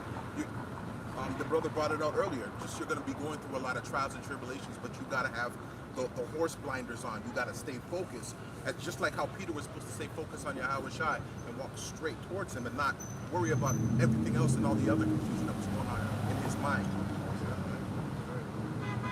Yeah, you got to hold on to how the Lord got you to that point, that crazy point. Just mentioning the same thing. You can't forget that. There's scripture for that, right? Don't forget. You know what I'm saying? What the Lord has done for you. Because it's going to get, like the brother said, it's going to get, what's that word you just used? When they come in as a flood, Yeah. say it about, the Most High is going to put that afterburner. Yeah. Yeah. This is a smoke acid. It's This is overwhelming, man. You're just going to roll with it. Yeah. Hey, if you're going in a river, and if you're in a river. You can't go upstream. You gotta flow with it, man. That's fine. It's true. And these guys bringing out guns to the camps and they're trying to swim upstream. Yeah. You're not just salmon. Salmon can do that. It's like built them to do that. Spirit, there's certain, they can't do it all season. There's a certain season when they do it, and then the bear comes, and he's there, and he's waiting for them to try to go back upstream. Let's say, gotta go and do the thing and get busy, and then bring forth more salmon. Right? You got more on that? Yeah. Oh, no, second this up. Or no, you want to start? Rob 2. Oh, you were still reading, right? No, that's it on that. That's it. Yeah. Okay, Ecclesiasticus 2:9. He that fear the Lord, Yahweh, hope for good and for everlasting joy and mercy. Verse 10, look at the generations of old and see, did ever any trust in the Lord and was confounded? Not one, not one. Even the Maccabees, if you go into the Maccabees, man, holy shit. All the wars that the Lord brought them out of, they won, they lost some, but they lost, you know, when they say you lose the battle, but you won't lose the glory, it was like those kind of situations. Right? You got our forefather Daniel in the lion's den. Right? The three brothers, or the friends of Daniel, who were in the furnace, three holy children. That's right, they were in the furnace. So all of these, you have all these accounts, and not one of them failed. Well, that's a beautiful thing, right? Or did any abide in his fear and was forsaken? Or whom did he ever despise that called upon him? For the Lord is full of compassion and mercy, long-suffering, and very pitiful, and forgiveth sins, and saveth in the time of affliction. Sure, and we're all afflicted, man. We're afflicted from the head down, right? That's why the scriptures say that you should seek the Lord while he may be found. Because you're afflicted, you're wounded as Israel. Whether you know it or not, accept it or not, you're wounded. And the only healer is Yahweh Shem Shai. Verse 12, woe be to the fearful hearts and faint hands, and the sinner that goeth 2 ways. Woe unto him that is faint-hearted, for he believeth not, therefore shall he not be defended. That's it. That's straight, man. If you don't believe on me, don't expect me to save you when destruction comes. That's straight. That's not what the church is teaching. They teach you to keep offending, and you don't change, and you don't grow, the Lord's cool with it. He's not cool with that. That starts with the house of Israel, with us. This is 2 Corinthians chapter 4, verse 17. For our light affliction, which is but for a moment, worketh for us a far more exceeding and eternal weight of glory. While we look not at the things which are seen, but at the things which are not seen. For the things which are seen are temporal, but the things which are not seen are eternal. Damn. Yeah, that's heavy. And we're not, even though we're living in the, we're in the present, we're not like living in it. We're like looking ahead of time. That's why we look bugged out to everybody. Because they're caught in the present. That's why they have all these questions, trying to figure out what's going on. Well, I think this is what's going on. But I don't think it's going to last this long. They're caught up in the present. But we're looking at the kingdom, so we already know this has to happen, this has to happen, this is the next thing to happen. Once it happens, it's done. We can say with such certainty.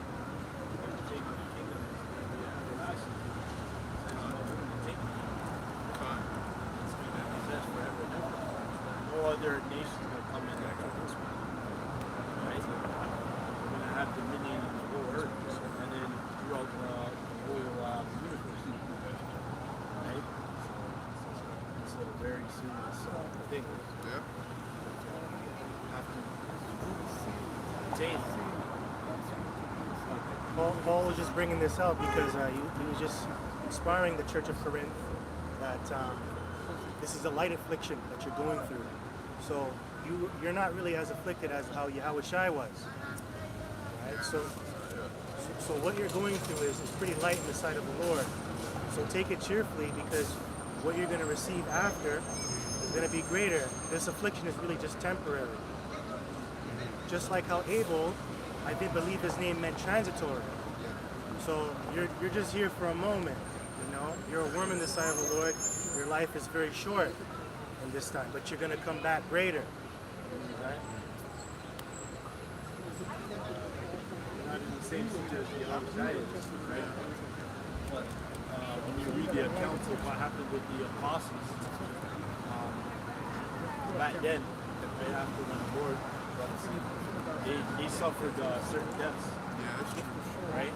Certain serious deaths. Peter was put on a cross upside down. Other ones, some of them were beheaded or they were put in the Colosseum, right?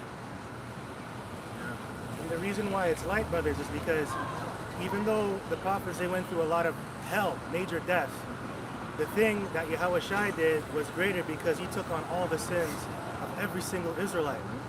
So if you think about it spiritually, that's a lot of negative energy because sin is negative energy. And sometimes when you sin, you can feel it. You know, the infirmities that you get. So he had to take on all those infirmities, right? You know, so that's heavy grief. It's heavy affliction. So what we're going through is very light. It's not comparable. The grand scheme of things, it's very, the grand scheme of things is light, spiritual aspect. But everything you're going through is for your portion. It's filled to the cup for your portion. I had a quick one. Hebrews 4 and 15. We have not a high priest which cannot be touched with the feeling of our infirmities, but was in all points tempted, like as we are, yet without sin.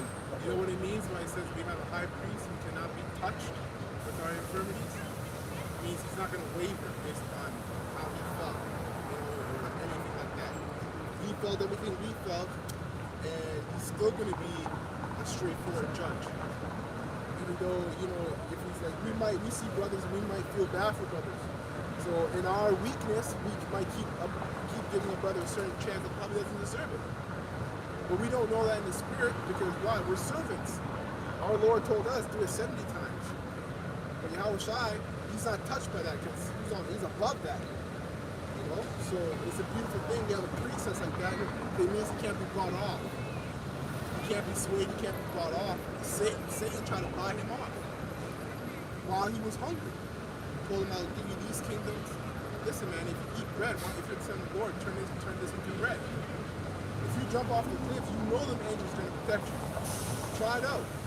So he couldn't be bought off. So he's that one judge that you can't fight off. I got a quick one, and it just speaks to what you said about the sympathy for a brother, because he has his servants, we've learned that sympathy through Yahweh Shai. Hebrews 2 and 18, for in that he himself hath suffered being tempted, he is able to succor them that are tempted, right? Ergo, Yahweh Shai is qualified to sympathize because he himself went through. Oh, and empathize too. And empathize. Because that's that feeling. Because he actually experienced what we're going through. Because sympathy is just you saying, hey, I feel sorry for you all. Yeah. Tough story. Empathy, you're going through it. Yeah. You know what I'm saying? Yeah. You went through it. Yeah. On a higher level. This is a light affliction. That's what I wanted to bring out with what the brother read, the first precept. Right? So that's the balance. We follow him, he doesn't follow us. That's right. And the sympathy speaks to mercy. Right? That's the mercy. That's why sympathy Pity is us. what. Yes. Yeah, pity us. Yeah, it's mercy. Without it resentment. That's it. Yeah, that's it. Got anything? Okay, so yeah, the last verse. Brothers should have precepts still. Ecclesiastes 2 and 14. Should have precepts. You guys are flowing today. That's right. Yeah. You gotta try to keep up. You gotta try to keep up. Woe unto you that have lost patience, and what will ye do when the Lord shall visit you? That's right. So you're talking about that we have basically the blueprint. We know the prophecies are coming. Yeah. Right. But even though you know it, you still have to have patience and endure. Yeah. Because there have been men that fell out because I think it was in 2000 about the Y2K. Yeah, Y2K. The apostles used as an example, where they said the apostles said this was going to happen, and then it didn't happen, so we had to step the truth. But you know that you're supposed to keep waiting, because there's still more prophecies to come. Yeah. There's still more. If you And men to come in. Yeah, men to come in. This is the Lord's show. Exactly. Yes. Right? And the Lord replaced those men. Right? Because that was the Lord's plan. That was the whole point the apostles were bringing out. It's a stumbling block for them. Yeah. Hey, you know what, too, man? Like what you said, men are still coming in. You know, I also think about that. Like, we are also, like, you being the man that knows truth, you are also still coming in as well. So a lot of men, they hasten the day. That's great. You're supposed to hasten the day with fear and trembling, though, too. Because the scripture tells us that not to focus on how the wicked will be destroyed, but how the righteous shall be saved. So like even us, we're also being called. We're not chosen yet. We're being called. A good example of that is when, and everybody, brother, can relate, when you're putting together a lesson in order to teach, you're teaching yourself. You're learning yourself. And it's the same aspect. But you see, the reason, the whole 2000 thing, the Y2K, about the Lord coming back in that time, that's it's both you could say a stumbling block on both ends, because it's to make elders and apostles not look infallible, right? So they're fallible, really. Yes. So it's that the Lord caused that so they don't get worship. You understand? Even though they have 100% truth, it's just to keep them humble. That's why certain things go out like that, and that's why all those people fell out, and it caused division. Because that's what the Lord wants at the end of the day, right? So the apostles were in the right too because they were following what was taught. Right. Right? They're following what was taught. So they were being obedient. Better than sacrifice. Doves it on that. So let me get Jude. Jude, start at Jude 1 and 3. Jude 1 and 3. Beloved, when I gave all diligence to write unto you of the common salvation, it was needful for me to write unto you and exhort you that ye should earnestly contend for the faith which was once delivered unto the saints. No, to everybody. Is that what it says? Unto the All saints. nations. All nations. Every last one of them. Hey, who are the saints? Who are the saints? Hey, how many times are we going to tell you who the saints are? It's his elect. Read it again, brother. Beloved, when I gave all diligence to write unto you of the common salvation, it was needful for me to write unto you and exhort you that you should earnestly contend for the faith which was once delivered unto the saints. That's a spiritual contention. Really, you're not contending against the other brother. Even if you are in the spirit, that's not what you want to focus on, right? You can get caught up in a lot of carnal thoughts if you focus on that. What you got to be focusing on is the spiritual contending that you're doing with these demons, with these spirits, with your own flesh. So to earnestly contend against your own flesh, against yourself, against these spirits out here, right, to get the salvation, not against another brother. Because some men take that literal, like, okay, well, I gotta be better than this brother at doing this. No, you don't. That's not what it's talking about. Right? It's talking about the spiritual contention. And it starts with yourself, man. You're the enemy that's hidden. A contender is a rival, right? So you have to engage in rivalry. So if it says contend for the faith, be prepared to fight for the gospel.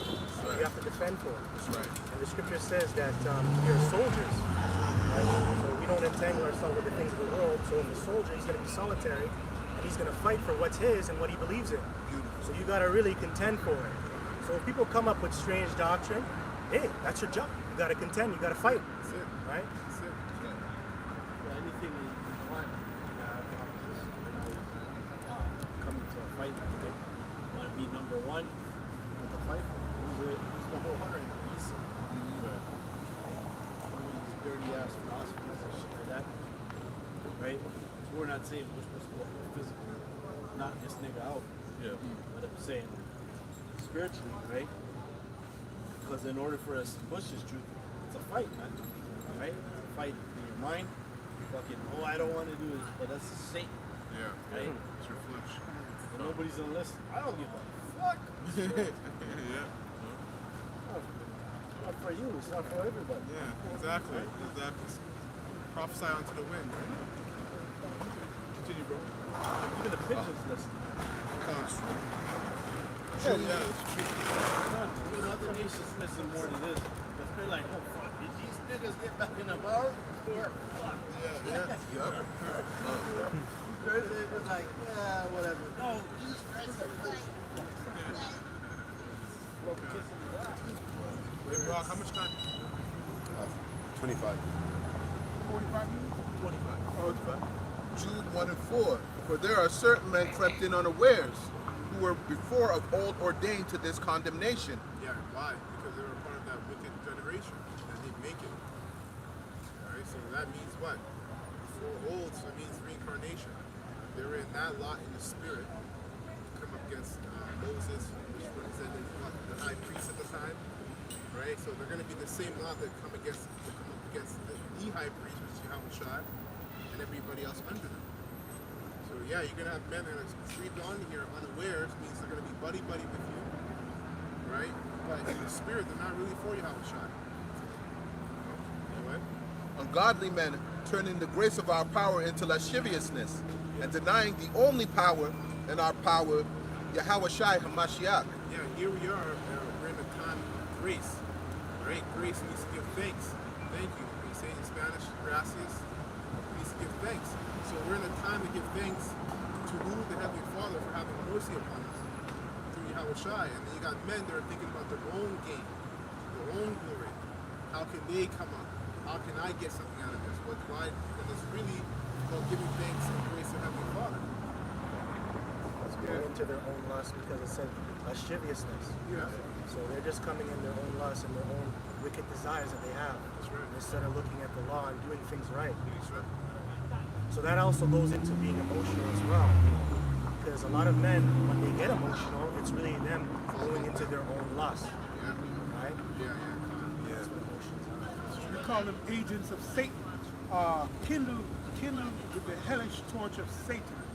Right? It looks like truth as well. I remember we had a guy on the corner over there for years, and he would come up, and then boom, he came out with a flat earth. Went to the apostles, got rebuked, throw that guy out. Hey, guys like you, okay, you were an example. And if you're watching this, hopefully you repent, right? Hopefully you repent from it. Right? But this is talking about ungodliness. I witnessed that because back in, I think it was 2013, 2014, the Virginia camp, a whole camp, got kicked out because of that. And I used to watch the head's videos. He used to do good videos, good lessons, breakdowns and everything, teaching the right thing. When the flat earth came, boom, got kicked out. So that's that lust that he delved into. And that lust is a bitch, that lasciviousness, it can kick you out, man. Because you got attention for that. You got a lot of attention, you got a lot of like the followers that went out with him, the whole camp, everything. That fed into his lust. Because that's why these guys do that. They try to find a new doctrine because they want that fame. They're hungry. That's what fame goes back to. But if you're led of the Holy Spirit, you're not going to be hungry like that. Okay, you're being fed. That's that pleasure demon. That's why the Sakaris try to get a apostle Tahar to step down to somebody else and going to become a leader. Is that what they were trying to do as well? Yeah, it all comes Yeah, from it's their all own pride. It's all from their pride, yeah. It's all from their pride. Which goes back to the pleasure. Pleasuring your flesh. That's pride. Yeah. Self-gratitude. Proverbs chapter 24, Slack 25, verse 27. It is not good to eat much honey. It's like the brother's talking about. Much honey is like flat earth, all the bullshit that's not in the scriptures. Yeah, and everything that makes you feel good too. Sweet. Everything that makes you feel good, it's not good to have it. So you have to be like a steward of your own house. Knowing, it tells you that, my son, try thy soul, prove it, know what's good for it and what's evil for it. Right? So you're supposed to know yourself to the point where, you know what, I shouldn't be indulging with this, it's too much honey. Or stay humble if you're someone that always gets accolades. You know? It really boils down to, is this really expedient to my salvation? So you shouldn't let trivial things like that kick you out the truth. So to show you they weren't spiritual when they were looking into the matter, because that doesn't play to the common salvation. We just read it. Does the flat earth really play into how you're going to be delivered? It Hell has nothing fucking to no. do with salvation. Flat earth. They're carnal the whole time. So. Yeah, that's why the 16th verse says, eat that which is sufficient. Right, enough. Yeah, that's going into temperance, right? And Yahushua was that example. And then we have the apostles and the elders on down, right? There's balance. You're not going to overeat too much honey. Sometimes you want to eat too much honey, but you know what happens when you literally eat that thing too much. Scriptures too, man. Breakdowns. Same thing. Yeah, breakdowns. Yeah. Because there's certain breakdowns or certain scriptures you read and you want so bad to understand it, and you can't understand it, and you start coming to your own interpretations. You know, that's too much there too. Really, something you don't understand. Right. Right. Yep. Even in the hands of the watching the show, really, because most of the time, the Most High will reveal it to you in due time. That's what happens. That's right. When I first came into certain things, I was eager to either ask a question, but I was like, let me just leave it alone. If I find something, I might bring it up with the elder, just go over it, but I don't, dive in too far, because sometimes you might throw yourself overboard, man. Yeah. So sometimes you should wait until the right time, the right season, so it reveals it to you. And good time, that's it, man. Because really, remember, you get all this wisdom, man. The knowledge part comes with experience. So it's gonna come, you gotta wait. So you're gonna be tested, right? This is all a test, man. That's why you should watch that movie. Try to remember the name of it. With Colin Farrell and it was like the CIA agent, I think it was, or something like that. Colin Farrell and fucking Al Pacino. Johnny Brasco. Oh, yeah. Johnny Brasco? Or Donnie Brasco? I know That's what you're with talking about. Johnny Depp. That one's a good one. Though. It was one with Colin Farrell. One with Colin Farrell, and it was like in early 2000s. That one when it's in the 90s. But I'll get the name of it, but It's not Devil's Advocate, is it? no. But basically, it was like you go through different tests. And Al Pacino said to him, he said, everything is a test. Everything is a test. Where we at, Jim? You still has more. It's not good to eat much honey, so for men to search their own glory is not glory.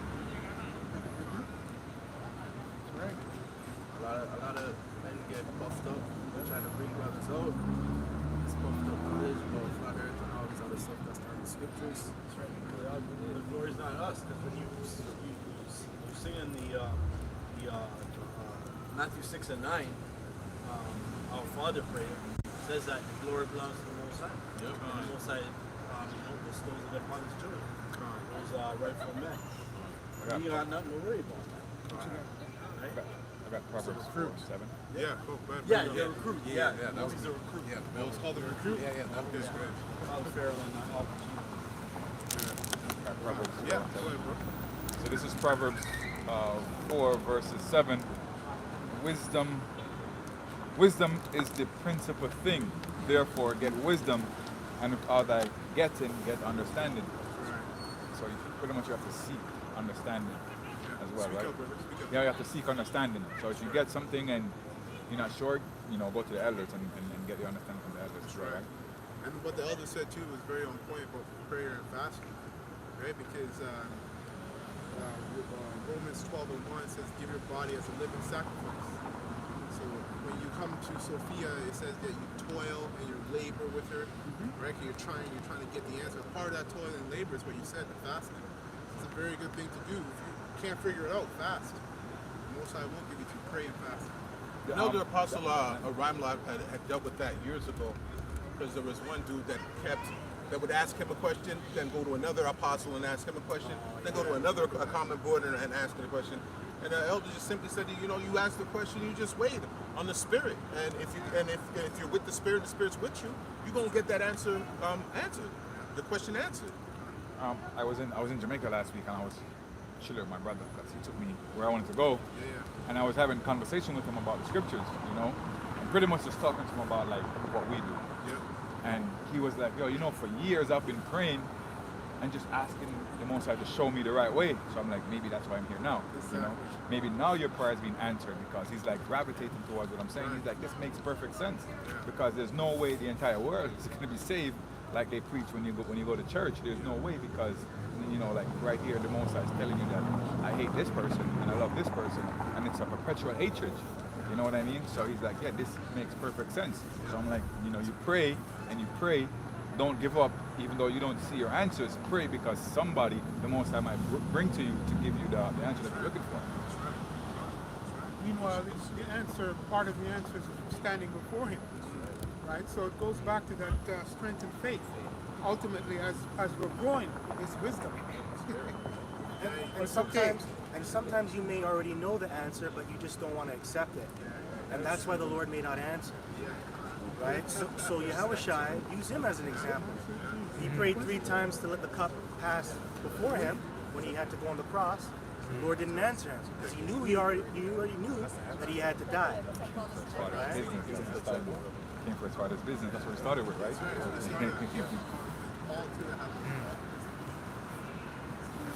Yeah, actually, he told Paul did that, and he gave Paul an answer. He asked him to take the thorn out of the side. And he said, my grace and my strength is sufficient enough for you. So what you're going through is what you're supposed to go through. There's nothing less. How you're going through it is how much you go through. So I pray thy will be done on earth as it is in heaven. That's his will. His will is for you to go through that. So take it. Exactly. Go through it. Sometimes no answer is an answer, right? Yeah. That's right. That's right. You're not going to get the answer the way you want it. Right? The answer, the answer was before him, man. In essence, when you were speaking to him all those years. But he wants more. So, hey, okay, you want more, brother? Well, wait. Wait on the Lord, right? Jude 1 and 5. I will therefore put you in remembrance, though you once knew this, how that the Lord, having saved the people out of the land of Egypt, afterward destroyed them that believed not. And the angels which kept not their first estate, but left their own habitation, he hath reserved in everlasting chains, under darkness unto the judgment of the great day. That's right, man. Now somebody get Genesis 6, the great men, the renowned men. Because a lot of you Christians get tricked up about this verse. And you're thinking it goes into fallen angels. What verse? I think Genesis 6 and 1, it goes into fallen angels, where these angels, the angel of the Most High came down here and slept with women. You know, that's not what it's talking about. It's parabolic for the Israelites, right? The men, the sons of God, yeah? The sons of God. They read that verse again and then you get the Genesis. And Salakia, Jude 1 and 6. And the angels which kept not their first estate, but left their own habitation, he hath reserved in everlasting chains, under darkness unto the judgment of the great day. That's right. The first estate and their habitation is his law, statutes, and commandments, following the Lord, what to do, what not to do. That's where That wasn't written in stone back then. That's right. That's right. Commandments was given by 3 men. That's right. This is such and such. We were highly intelligent back then. Being in a heavenly state. Being in a heavenly state, yeah. Now go ahead and read Yeah. that. And it came to, this is Genesis 6 verses 1. And it came to pass, when men began to multiply on the face of the earth, and daughters were born unto them, that the sons of Yahweh saw the daughters Right. of men. The sons of God. Now, if you guys do your own research, you look at the word God in the Hebrew, right? Genesis 1 and 1, it says Allah, and it has a suffix, which is yum, which means Allahayim, plural, gods. So the gods of the sons of gods, or the powers, right? It's, when you go into Abel and Cain, it says through Seth, which is coming down from Abel, then men began to call upon the name of the Lord. So that was the sons of God that it's talking about. No different than the Lord is telling Pharaoh that Israel is my firstborn son. Right? Exodus 4. That the sons of Yahweh saw the daughters of men, that they were fear. Okay, so you have 3 classifications: sons of God, sons of men, and the sons of the wicked. So the sons of God saw the women of the other nations and said they're bad. They had nice asses, nice tits, I like the way her hair is, and they went and slept with these women.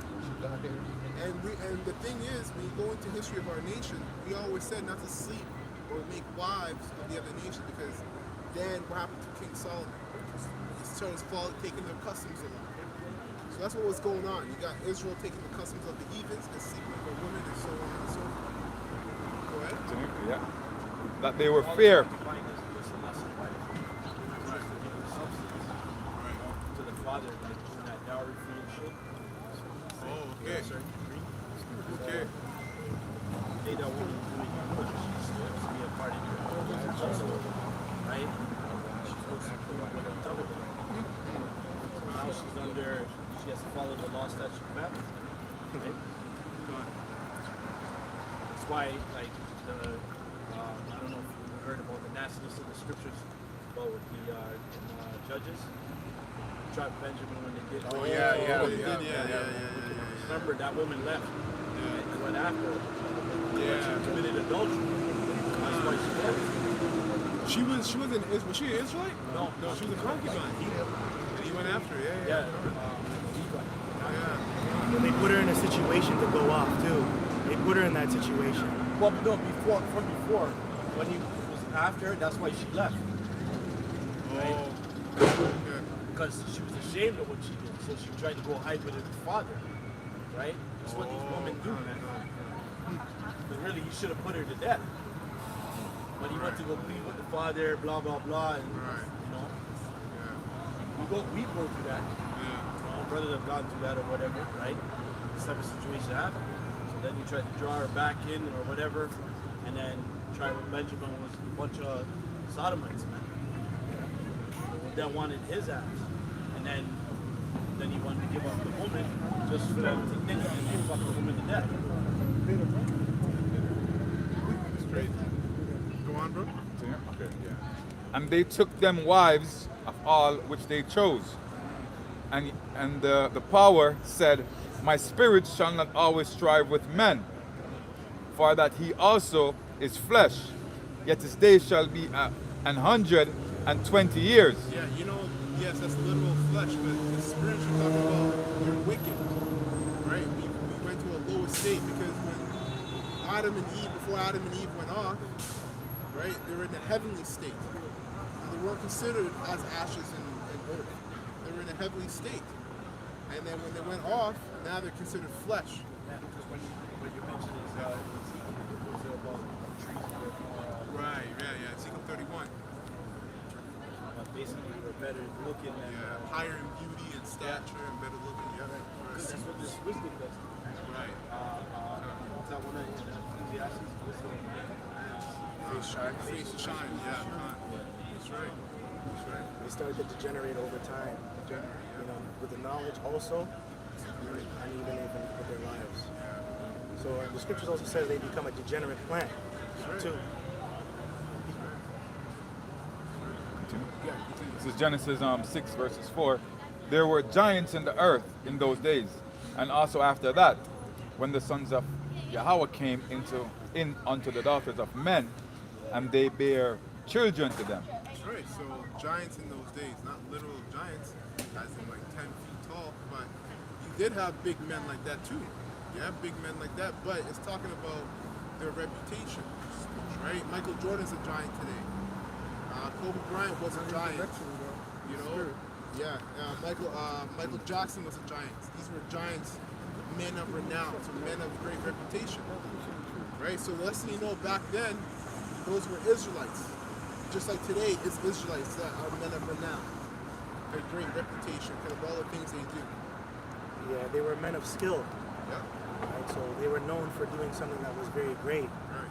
among the children of men, of people. That's right. Like you just mentioned, Michael Jordan, he's known as the god of basketball. That's right. So they had those titles back then, Right. heavenly titles. Right. Yeah. Yeah.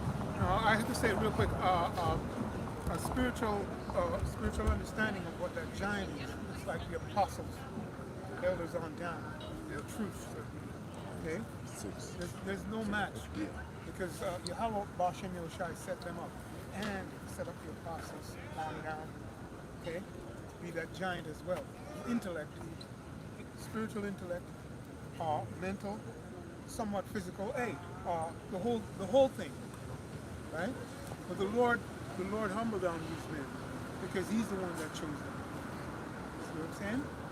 Anyway, just want to make sure that I get that part out. Continuing here, the same became mighty men, which were I'm of sorry, old. I just gotta say this because we went to the skilled men. Like you see Tiger Woods, right? He doesn't identify as a black man, even though he's a son of Jacob. He goes and say that he's like a Euro-Asian or some shit like that. Mixed, whatever that means. But he takes on the identity of his mother. So that's what it was. That's what they were doing back then too. They went away from that, like their culture. Right? So they started to look like their moms. So they went into their doctrines of their moms. So-called Jewish do that today. So I think that does that too. So we mentioned about his mother's side of stuff like that. Rock, Yeah, the rock. tribal Yeah. tattoo. He mentioned his mother's side and stuff like that. He doesn't go too much into his dad. But his dad humiliated him. But his dad turned him into a man. Right? Yeah, you're not actually supposed to have kids with the concubines. Hey, you remember that lady that used to come to the corner? She used to claim that she looked kind of mixed up, Chubby lady. chubby lady, and she says, "Oh, these brothers are on." Oh, her? Yeah. I seen her a couple weeks ago when I was at the beach. She used to corner me inside the Tim Hortons and tell me that she's a relative of The Rock and he's a bum and all of this. Oh, she's kosher. Yeah, she's kosher. But the reason why I mentioned that is because of that how he pushes his mother's heritage as opposed to his father. But she was telling me, hey, I was just listening, brothers. I'm not saying, hey, come home. But she was telling me that this guy is crazy. He's an ass. She's a relative. They're all Just risen, saying. all risen by the mothers, right? Continue. Yeah. 1 second. There were, this is verse 4, I'm going to start before again. And there were giants in the earth in those days, and also after that, when the sons of Yahweh came in unto the daughters of men, and they bare them children. The same became mighty men, which were of old, men of renown. Go back to Jude. So we know those angels are the Israelites. Mighty men were men of skill, wed with heathen women, and their kids after that started doing skillful and great things. Right? But the seed goes back to Israelites. And it also applies to just other Israelites in general, just like what you said, because we all went off and we fell, and that's why we came into a low state. That's why it says the angels, right? The angels are perfect. An angel at the end of the day, malak, it just means a servant or a minister or a messenger. Right? So we were in a high state, and then we all fell. And that's why we're in this chains of darkness, these bodies, these flesh. Psalm 82 and 6 is a good example of that. Where ye are gods and sons of the Most High, but we shall die like men and fall like princes. It's the same thing.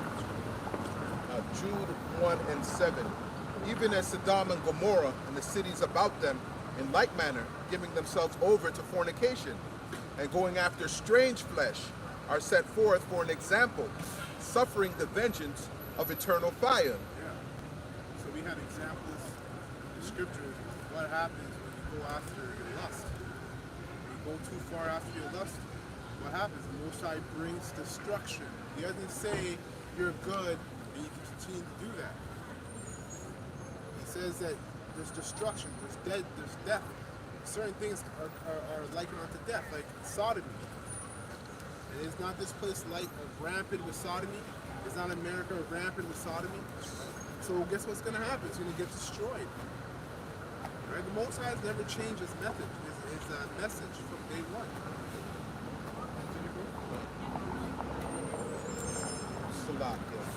Jude 1 and 8. Likewise, also these filthy dreamers defile the flesh, despise dominion, and speak evil of dignitaries. Yet Michael, the archangel, when contending with the devil, he disputed about the body of Moses, durst not bring about him a railing accusation, Salakia, but said, the Lord rebuked thee. So he's saying he didn't go back and forth with Satan. He's rebuked Satan. Because, Satan uses, not argument, but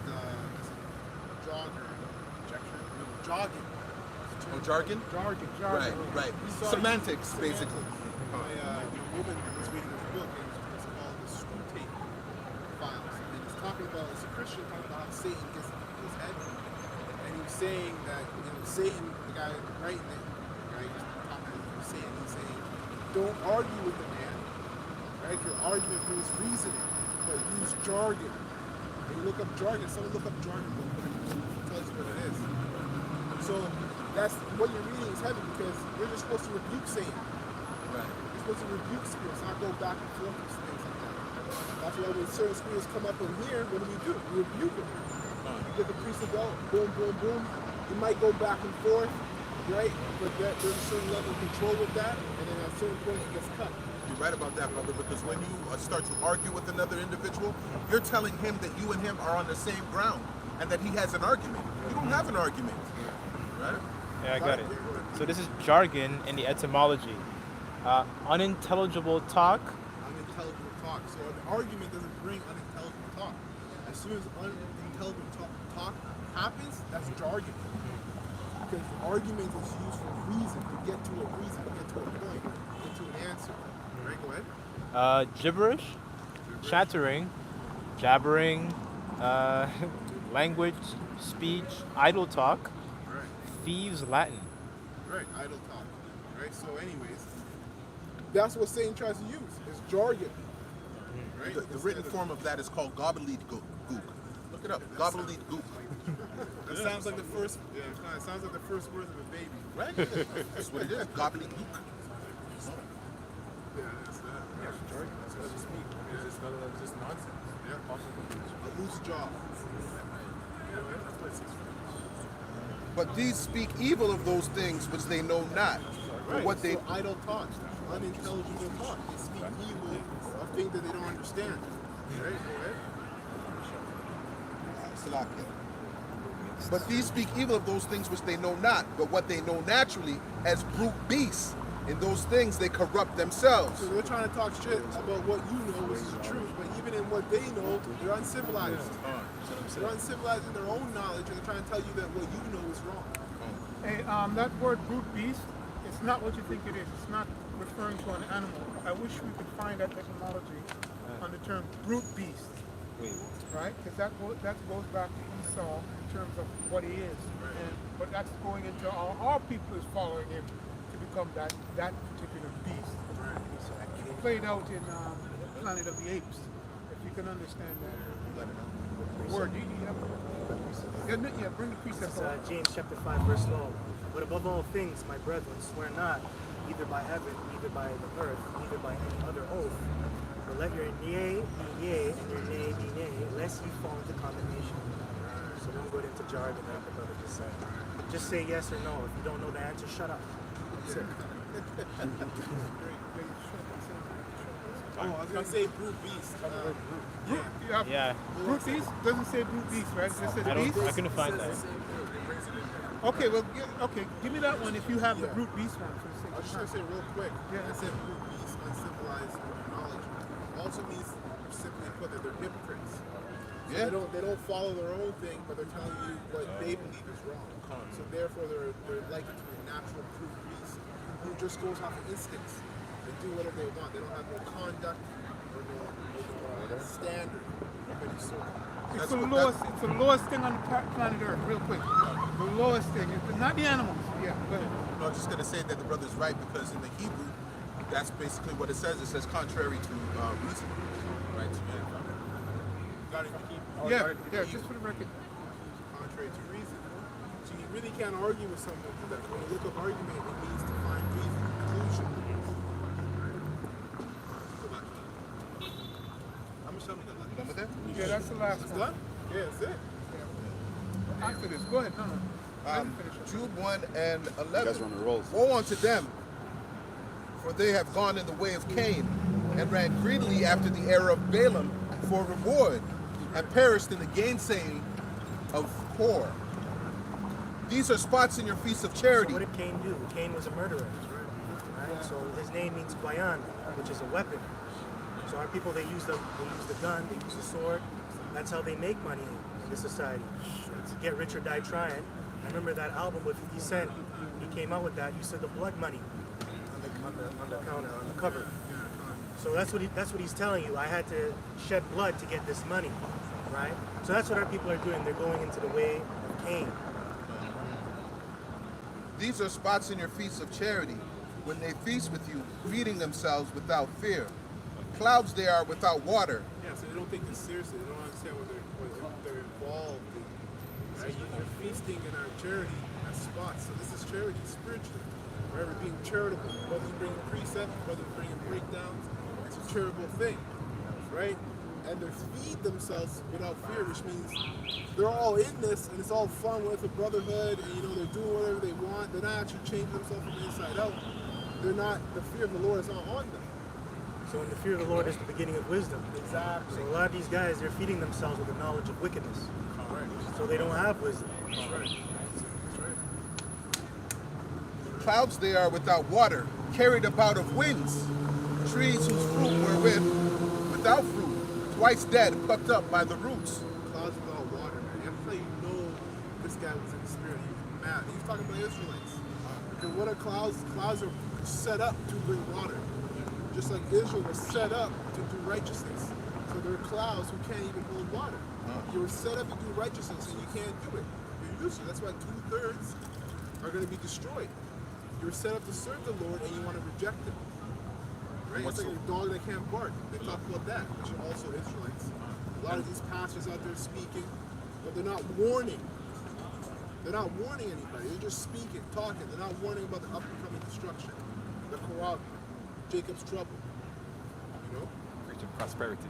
Exactly, preaching prosperity. Prosperity after the destruction. That's right. That's right. That was it on that? No.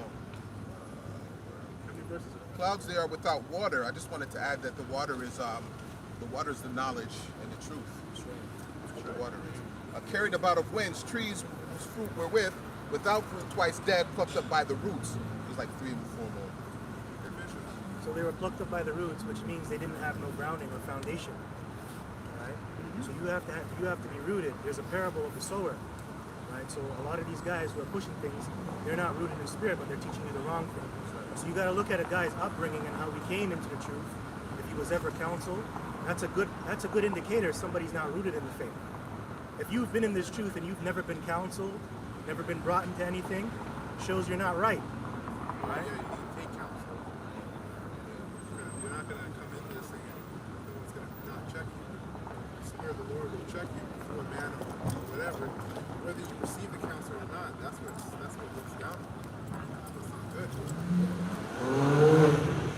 That's talking about men who don't want to receive counsel. So the only person that doesn't need a counselor is Yahweh Hashem Yahushai. Because his name is a counselor when you go into Isaiah 9 and 6. But a lot of men, they think they have that. Oh, I don't need to be counseled. Oh, I don't need to come up this way. Fuck him. I don't need to take the low, even though you should take the low. Right? Raging waves of the sea, foaming out their own shame. Wandering stars, to whom is reserved the blackness of darkness forever. And Enoch also, the 7th from Adam, prophesied of these things, saying, and that's what happens when you go into the way of Cain. You become a vagabond, a wanderer, right? So a lot of our people, they're wandering to and fro, trying to figure out what they need to do. I had a favorite rapper from, what was it, Snipe, I think it was Snipe Life. I think he's from the old D-Block and the old Team Arliss, right? If you brothers are familiar with that. He used to make a song, I'm living in heaven and I'm living in hell. I don't know where I'm going. My son is autistic, I don't know what to do. But you know what, that's a result of your wickedness, Snipe Life, right? That's the spirit, because Arliss is from here. Arliss is from here. Oh, really? Yeah, Arliss is from here. He's from Regent Park. Yeah, that's the spirit. And Enoch also, the 7th from Adam, prophesied of these, saying, Behold, the Lord cometh with 10,000s of his saints, to execute judgment upon all, and to convince all that are ungodly among them of all their ungodly deeds which they have ungodly committed, and of all their hard speeches which ungodly sinners have spoken against them.